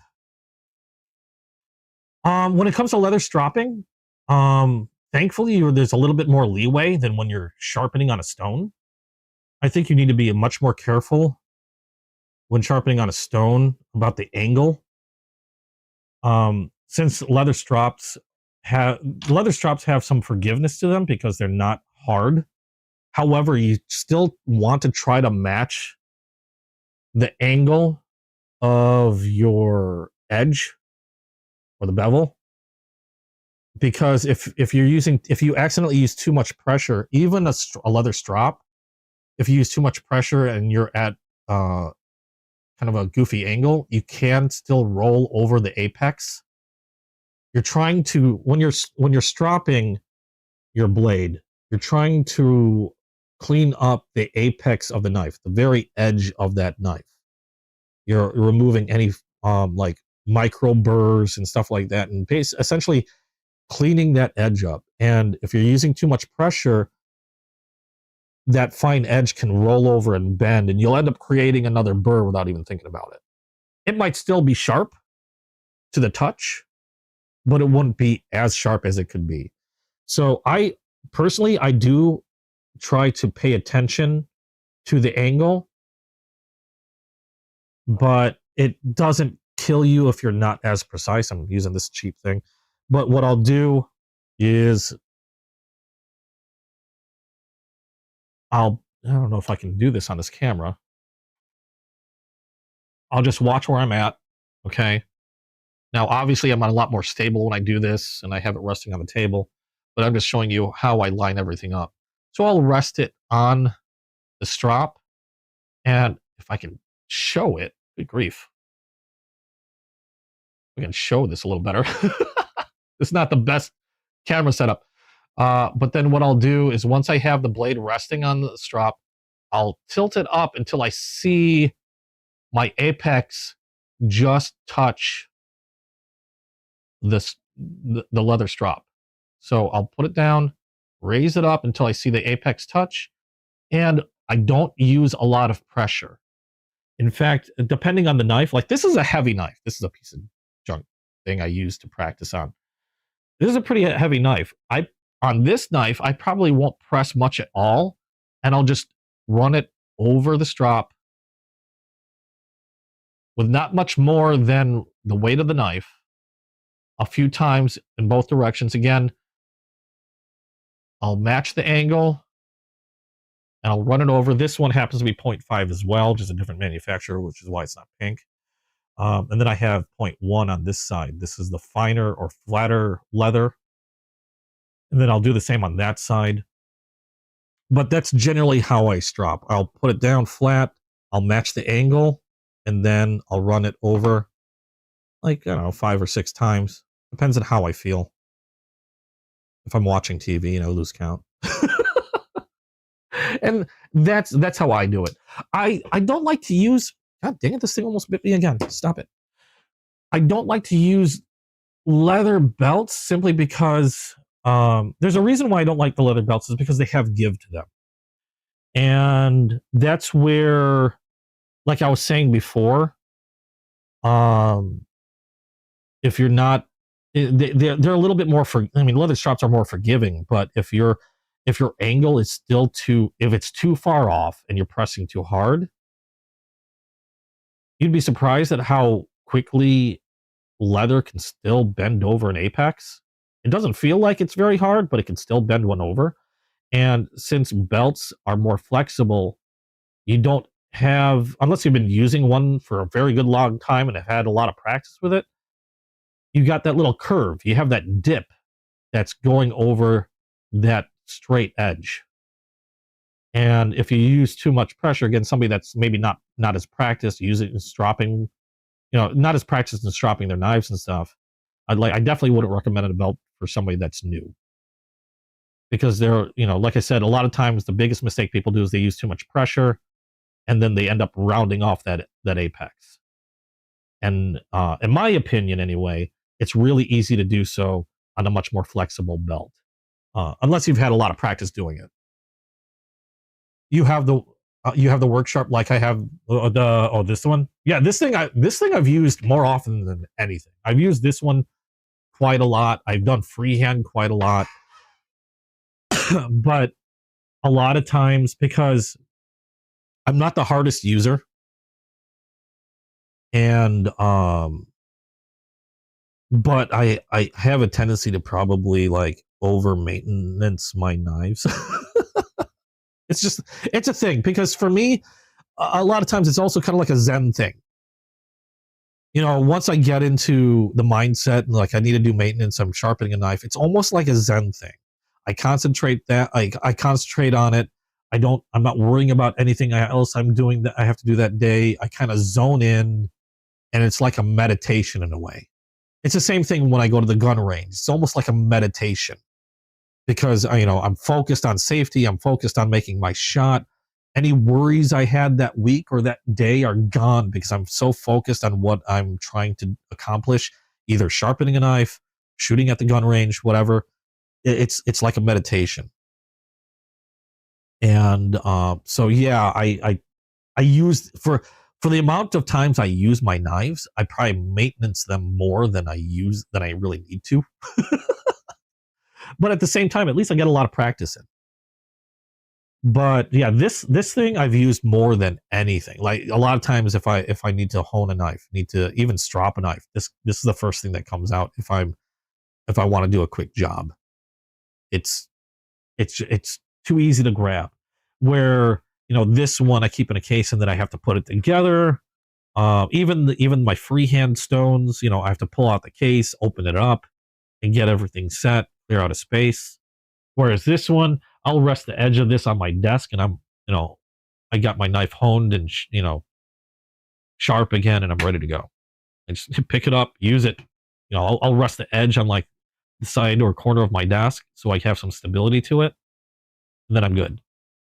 I don't have to worry about putting it together. I don't have to worry about cleaning up after it, making sure I have a spot for it or anything like that, like I do the other ones. I still will use these. Like I love using this for my kitchen knives. I love using this thing for my kitchen knives. The freehand stone I like using for my pocket knives, or knives that are too small to be carried in this. Like a lot of my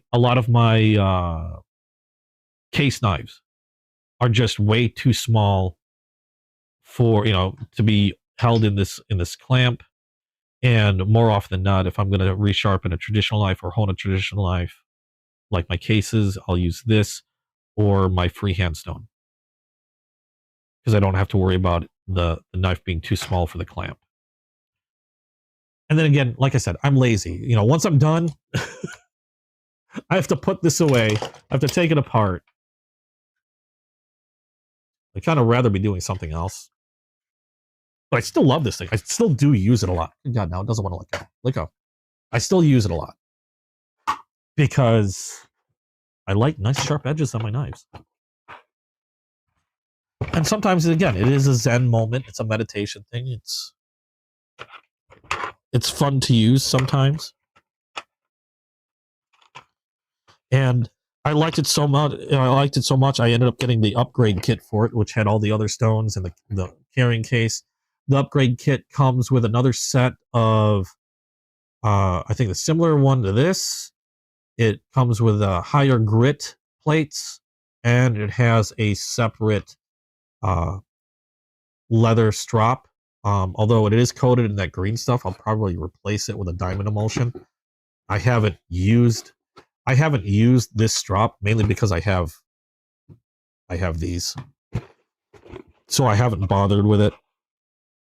When I'm done using the precision, I'll just take it out. I'll just take the knife out of it, and then I'll just use one of these straps.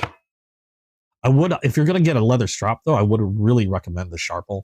It's got a really nice leather to it, and they're pretty inexpensive. For one thing, they're attached to a board, which is great. Okay, so you don't have to worry about attaching it to a board. You get a coarse side, you have a fine leather side, and they're good leather, and you got a nice handle, and you got quite a lot of leather to go around. And that's the other thing. I think a lot of people, like, this will last a while. This one still has some life to it. It looks dark, but still has a good amount of life to it before I replace the emulsion on it. Another thing I noticed, I think, like, I know I did the same thing. I used to think that I needed to replace my emulsion a lot more often, and it turns out my emulsion lasts a lot longer than I give it credit for. And with how much diamond emulsion can cost, I might have been tossing away money by replacing my emulsion too often. I would go by feel. Once you notice that it's not working as well to cut through, or you're not feeling it cut as well on your knife, on the steel, then that's, yeah, probably at that point you want to replace the emulsion on it. And I mean, like this one, this is Gendy. This is a 0.5 micron diamond emulsion.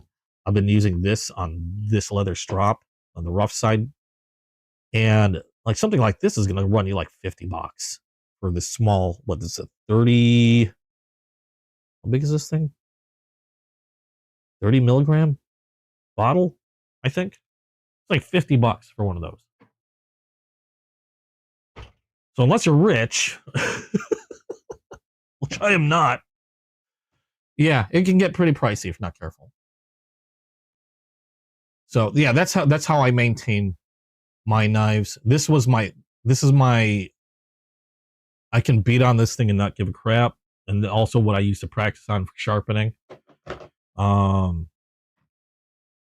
this has been the handiest thing I ever got. I've got another one sitting in my backpack that actually is completely unused because it's just, something I can easily carry around. They're small enough to carry around with you in a backpack if you ever need to use it out in the, it's called a field sharpener. Use it out in the field.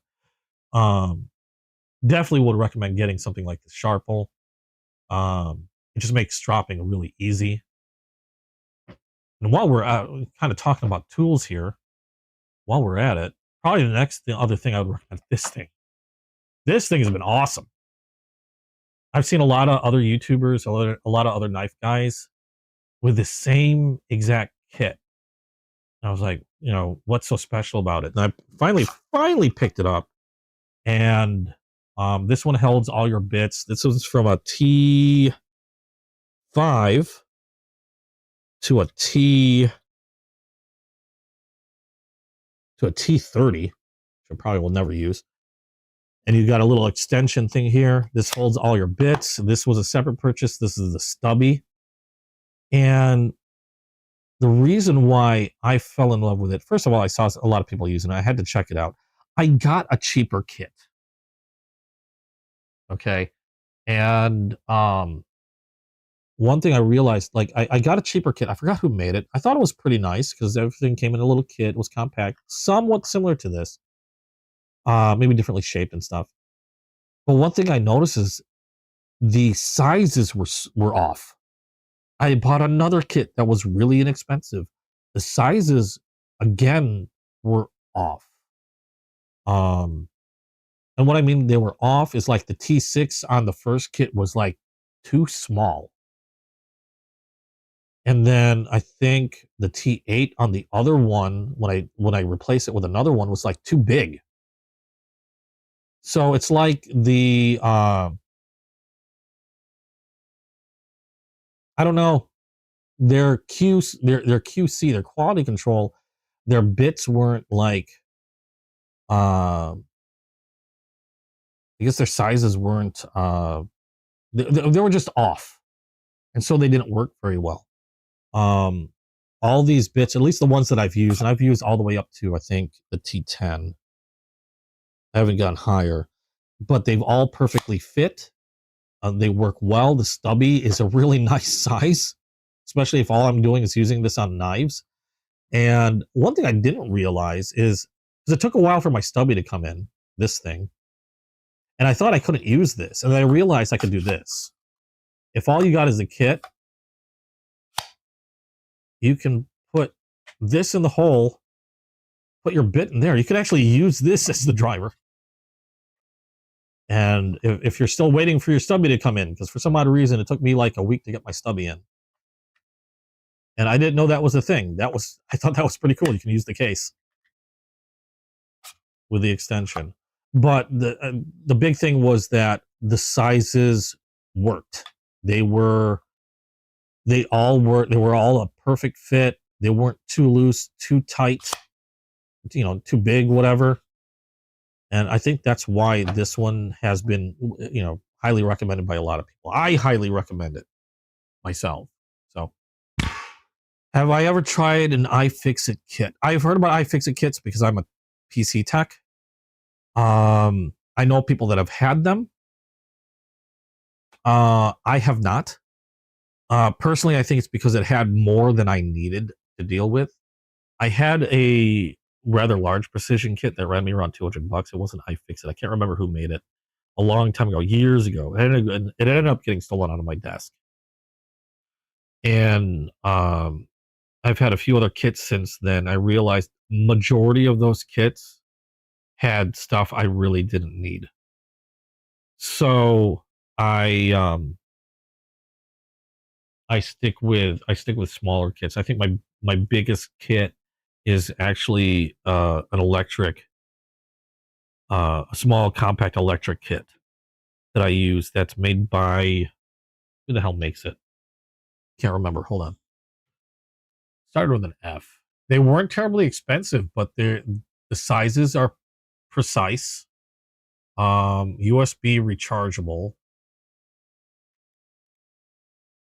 And very compact size. Fantic, that's who makes it. The Fantic E1 Max electric screwdriver mini precision screwdriver set. I use that for a lot of my PC work, and that still has more than what I'll ever need. But I've heard a lot of good things about the iFixit kits. Do I have an what? Okay. But if you're looking for an electric kit, I would recommend that. I actually have two Fantic kits. I have the Precision, and then I have the S1 Pro, which is just a bigger, stronger version of that electric screwdriver kit. Hold on a second, I can show you if you want to see it. Give me a moment. Because they're all in my backpack, because I'll carry that if I'm heading into work. They're already there. I don't use them for knives because the torque, they have different torque settings, and they're fine for like smaller electronics, but when it comes to hand tightening, when it comes to working with knives where you want to make things hand tighten stuff, I prefer not to use electric. Where did I put that? There it is. For PC work, these work fine. Because a lot of times they're using really dainty screws, and you got to be careful when you hand tighten those. Oh, LTT screwdriver. No, I haven't heard of those. Overpriced, yeah. I like to keep hold of my money so I can buy more knives. This is the Fantic E1. This is the one I use for work, mostly PC stuff. You can see it's all contained. There's a little magnetic pop-up thing. There's the screwdriver. You can see the charging port there. You have a low and high torque setting. The bits fit in here, and the bits are all contained magnetically on this thing. This has more than I'll ever need also. Like, holy crap, this has a lot. And to give you an idea, you have a low torque, high torque setting. You also have a reverse and a little light. This is what I like to use for my PC stuff. I probably wouldn't use this for knife stuff, though. Although it does come with the correct sizes for a lot of pocket knives. I just, like I said, I prefer to be able to feel how tight I get this. That's going to sound weird regardless of how I say it. I prefer to know how tight it is by hand. Just gonna go out and say it. The other one for bigger jobs is the S1 Pro. It's basically the same thing. This just has bigger bits. Has a bit of a beefier motor and a couple other settings in terms of torque. But otherwise, essentially the same thing, just in a bigger set. And although I don't use this very often for like computer work, for stuff around the house, this thing's great. So those are the ones that I like to use anyway. These have worked great for me. I haven't run into any problems yet. I've only had them for like maybe about a year. But those are what I use, at least for work and at home. But when it comes to pocket knives, this Weeha has been absolutely excellent. I do like the feel of the stubby, especially when you're doing a lot of, working on little pocket knives and you don't need a giant screwdriver. But yeah, that's my repair kit or take apart kit, my honing kit, and all that stuff. Probably the most recommended thing is this. Next recommended thing would be something like this. Because look, this one's like $40. You got everything you need there. This one, really good quality leather on a nice wooden board for just under 20. I ended up getting 2 of these. The only other thing I would recommend is a nice diamond emulsion. I've tried stroppy stuff, which is what I have on this. I've been using the Gendy diamond emulsion on this strop, and it's been working really, really well. The only issue with the Gendy is they tend to run a little bit more expensive than the stroppy stuff, but I guess it depends on where the stroppy stuff is coming from, because I was looking at stroppy stuff and I don't think they're US based, so it might be a little bit more expensive when you tack on everything like shipping and whatnot. The Gendy I can also find on Amazon, so it's pretty easy to get, if not just a tad more expensive. I do know I did get another one of these, and I wanted to pick up some, like around roughly like 5 micron, like anywhere between 3 and 6 micron emulsion, and because I think I went too fine on the emulsions that I do have. It's just those diamond emulsions are really pricey. They work great. I love those. They've been working fantastic. I think I would just like to. I want a larger micron emulsion as like a medium step before I get to these finer ones. And I didn't. I should have got one. I didn't until like I'm planning on getting some soon. It was all the same taste. Well, that's good to know. Any other questions? Did you guys have any other questions on how I utilize or how I use my knives? What other recommendations I have? All my recommendations are actually in the description below. The knife oils that I use are like, this stuff is expensive as hell, but I don't know. I just like using it. It also has a pleasant smell. I like to put this in all my pivots. This is the KPL or knife pivot lube. It does tend to be pricey, but considering the fact that I only need a drop or two, this little bottle lasts a long time. I mean, I've done like all my modern knives a few times over before ever needing a new bottle, and that's a lot of knives. When it comes to washing, I say washing. When I get a new traditional knife, I like to flood them with oil because a lot of times, sometimes they're pretty clean, or usually they're pretty clean, but sometimes you get a traditional knife with a bit of gunk in it, even if it's straight from the manufacturer. And also for some of my large knives, I like using this. This bottle, this is the first bottle I've had, and I've still got like a third of it in here. I've used this for a lot of stuff. But what I'll do is I'll flood the knife with this oil. This is camellia oil. It's Japanese knife oil. It's food safe, like the KPL. It's food safe oil, and I'll literally flood the well of a pocket knife, of a traditional knife, with it, and then use a micro swab, which would be, I think they call them mascara swabs, like little microfiber micro swabs. I'll run these over the inside of the well. It's these things. See, they're tiny as heck. Little tiny swabs. And to clean out any debris that might be in the well of a traditional knife. And that's how I clean my traditionals. And I'm talking about knives like this here. And the well being where the blade sits when it's folded in. A lot of times, sometimes, English, sometimes there'll be some gunk, even brand new, there'll be some gunk in there that I want to clean out.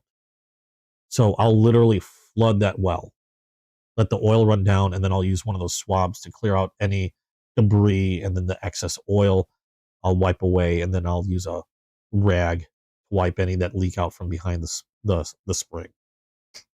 But I love this stuff. And then I also like to wax my blades. I don't have any particular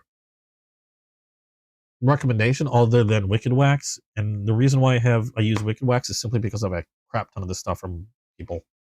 So I haven't worked through all my Wicked Wax, so I haven't really tested any other wax, but the stuff works great. I will say that. Have I tried the Nightcore EDC 37? No, I don't believe I have. I had hold on. Let me make sure I'm looking at the right thing.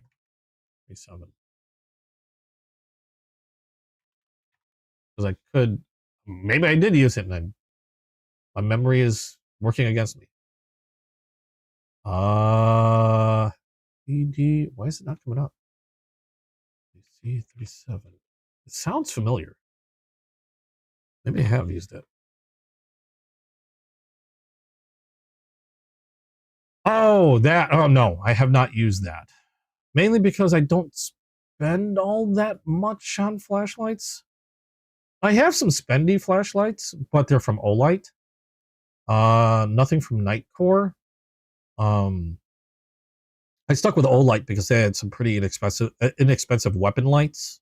I like their Valkyrie and the Balder, for example, which those are weapon lights that attach to the rails of firearms, and they're really nice weapon lights, and they're not killer expensive like a few of the others. I'm trying to think of names. I can't remember the names. I think one started with an S, another one started with a T. But some of those weapon lights can get really expensive, and those Olight ones, like less than half the cost, and they work really, really well. And I've tested them out at the firing range, with the weapon light on, and they work perfectly fine after like magazine after magazine after magazine. use Ballistol maintenance oil. It can be using, yeah. I know a lot of people that like to use Ballistol on knives, gun oils on knives. They work perfectly fine for knife maintenance and protection as well.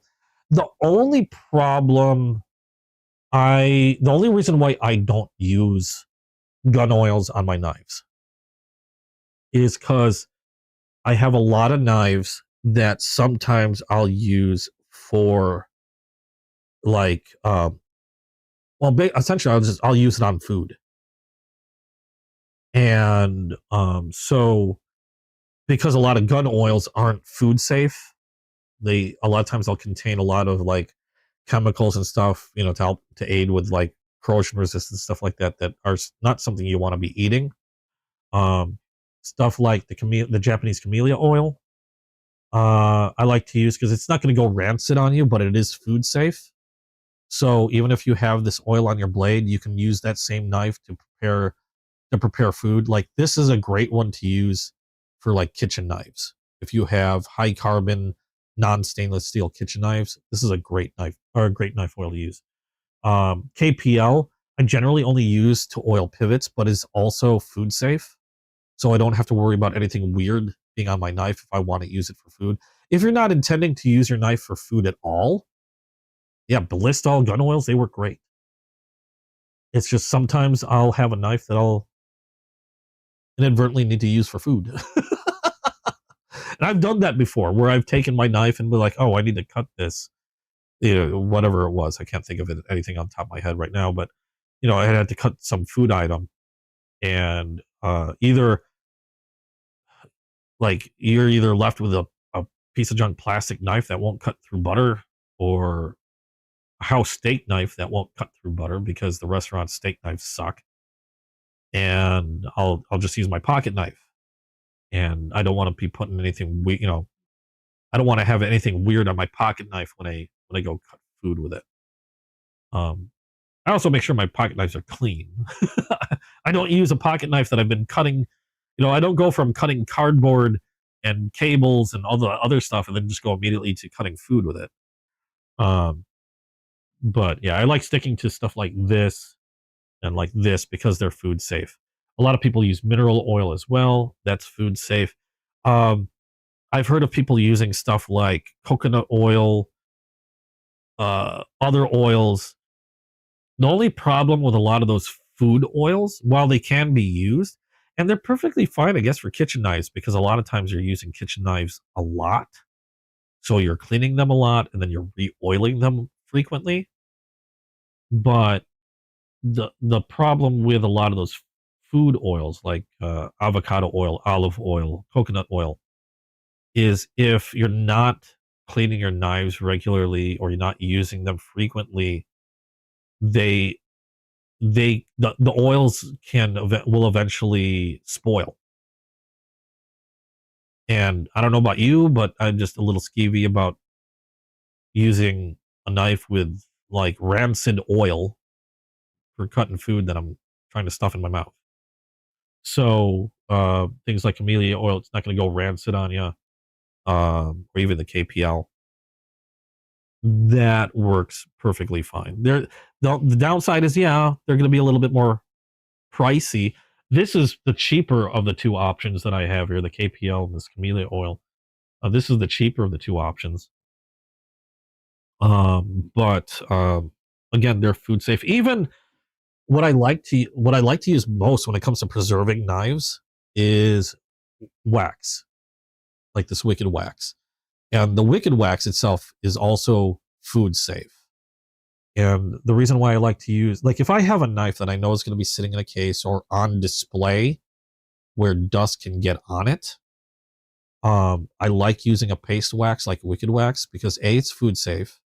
Wax is a great thing to use to prevent corrosion on a knife steel. Unlike oil, wicked wax will also what does it do? It'll like neutralize the oils of your hand. Because believe it or not, the oils of your fingers can be corrosive. People are different, some more so than others, but skin oils can be actually pretty corrosive because of the salts in it to knife steels. Oddly enough, I have actually pretty corrosive skin oil. And wicked wax or paste waxes will neutralize that your skin oil, where this one, like regular oils, not so much. If you're using regular oils, you'll want to wipe down the blade, clean the blade, wipe it down, and then apply some oil. With the wicked wax, I don't have to worry about that so much. I don't have to worry about wiping my fingerprints off it or being very diligent about wiping my fingerprints off of it, because the wax will actually neutralize the oils from my hand as I'm applying the wax. So that's one nice thing about wicked wax. Plus, it will stay where you put it. The downside is you can't get it to run into places where you can't reach. So if you got a lot of crevices, you're trying to get oil in, or trying to get wax in, use on oil, because they'll wick into tight spots, and they'll help protect areas you can't quite reach. Whereas the wax will stick to places, it won't run off. And the downside is it's hard to get into places you can't reach. Ballistols, they're saying Ballistols is food safe? Really? I was not aware. I didn't think Ballistol was food safe. It's possible they could have changed things. I don't know. I don't use Ballistol. When it comes to my firearms, I like using frick. What was the name of that? I can't think of the name of it. Hold on. I'm gonna peek. When it comes to my firearms, I like using the break-free CLP. That's what I like to use. I don't believe that's food safe. I wouldn't try. I just use it for my firearms and I leave it at that. And when it comes to my knives, I have my very specific stuff that I use for those to keep them food safe and whatever. Also, I do tend to stick to very specific knives if I'm going to use them for food. I have knives that I won't use for food, and for those, that it pretty much doesn't really matter what I use to protect them with. But yeah, generally it's going to be all this stuff here is what I use for protecting my knives. Traditional, modern, otherwise. That's what I like to use. I keep the gun oils and stuff like that for my firearms. That way there's no confusion. I don't have to worry about looking up whether anything's food safe or not. I'm still surprised that Ballistol is food safe, but I don't know. I don't use it. So I couldn't tell you. I know a lot of people that do. I don't know. I know some people actually use it on their knives, but not too many. But anyway, I think, wow, it's 6 o'clock already. Holy crap. That came by a lot faster than I thought it was going to come by. So I am about out of time because I need to go cook dinner for my girlfriend, and I got to get some stuff cleaned up, and then I've got my video game stream to do later tonight. So I think now would be a great time to end it. Thank you guys for all your questions. I love chatting with you guys, showing you the stuff that I got, and then if you guys have questions on whatever I have, or if you guys want to share, like, stuff that you got, I love doing this. This is why I like doing the lives. But thank you so much for joining me. Hope you guys had fun watching. And if you did like what you saw, please drop a like down below. And if you haven't yet, hit subscribe, and that way you get a notification when I drop a new video down. Normally, I just do videos. I haven't done videos the last 2 weeks because I've been really busy and saving money for other stuff, but there will be new videos coming up hopefully this week. I'm just going to do some editing and stuff and a lot of the knives that I've shown. And I'll be doing another live next weekend. It's Saturday, 2 p.m. Central Standard Time. So if you want to get on the live, come tune in then next Saturday. Hopefully, I'll have a lot of the packages that were delayed come in, and I'll have some more pretty stuff to show you. And then we can talk more about knives and other things. I'm glad you enjoyed, Aaron. I just have fun. This is why I've been doing it. It's another way, like I said before, it's another way to get in touch with people that share the same hobby, same passion for this stuff. It's a way for me to learn. I'm nowhere near an expert in this stuff. Every time I'm learning something new. Every time I do one of these lives. Heck, I didn't know about the Ballistol being possibly food safe. But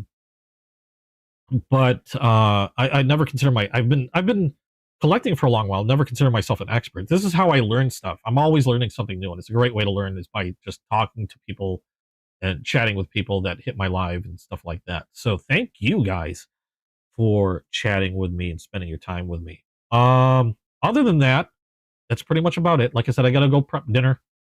Gotta do some cooking. And then I got my video game stream tonight at 9 p.m. Central Standard Time. If you're into video games, I have a separate channel for that. The link is in the description below. And yeah, I still got to figure out how I'm going to get these out to people that want them. I've been distracted by a lot of stuff. I got to figure out how to get those stickers out to people that want them. So I'm still thinking Whatnot might be the easiest way to go.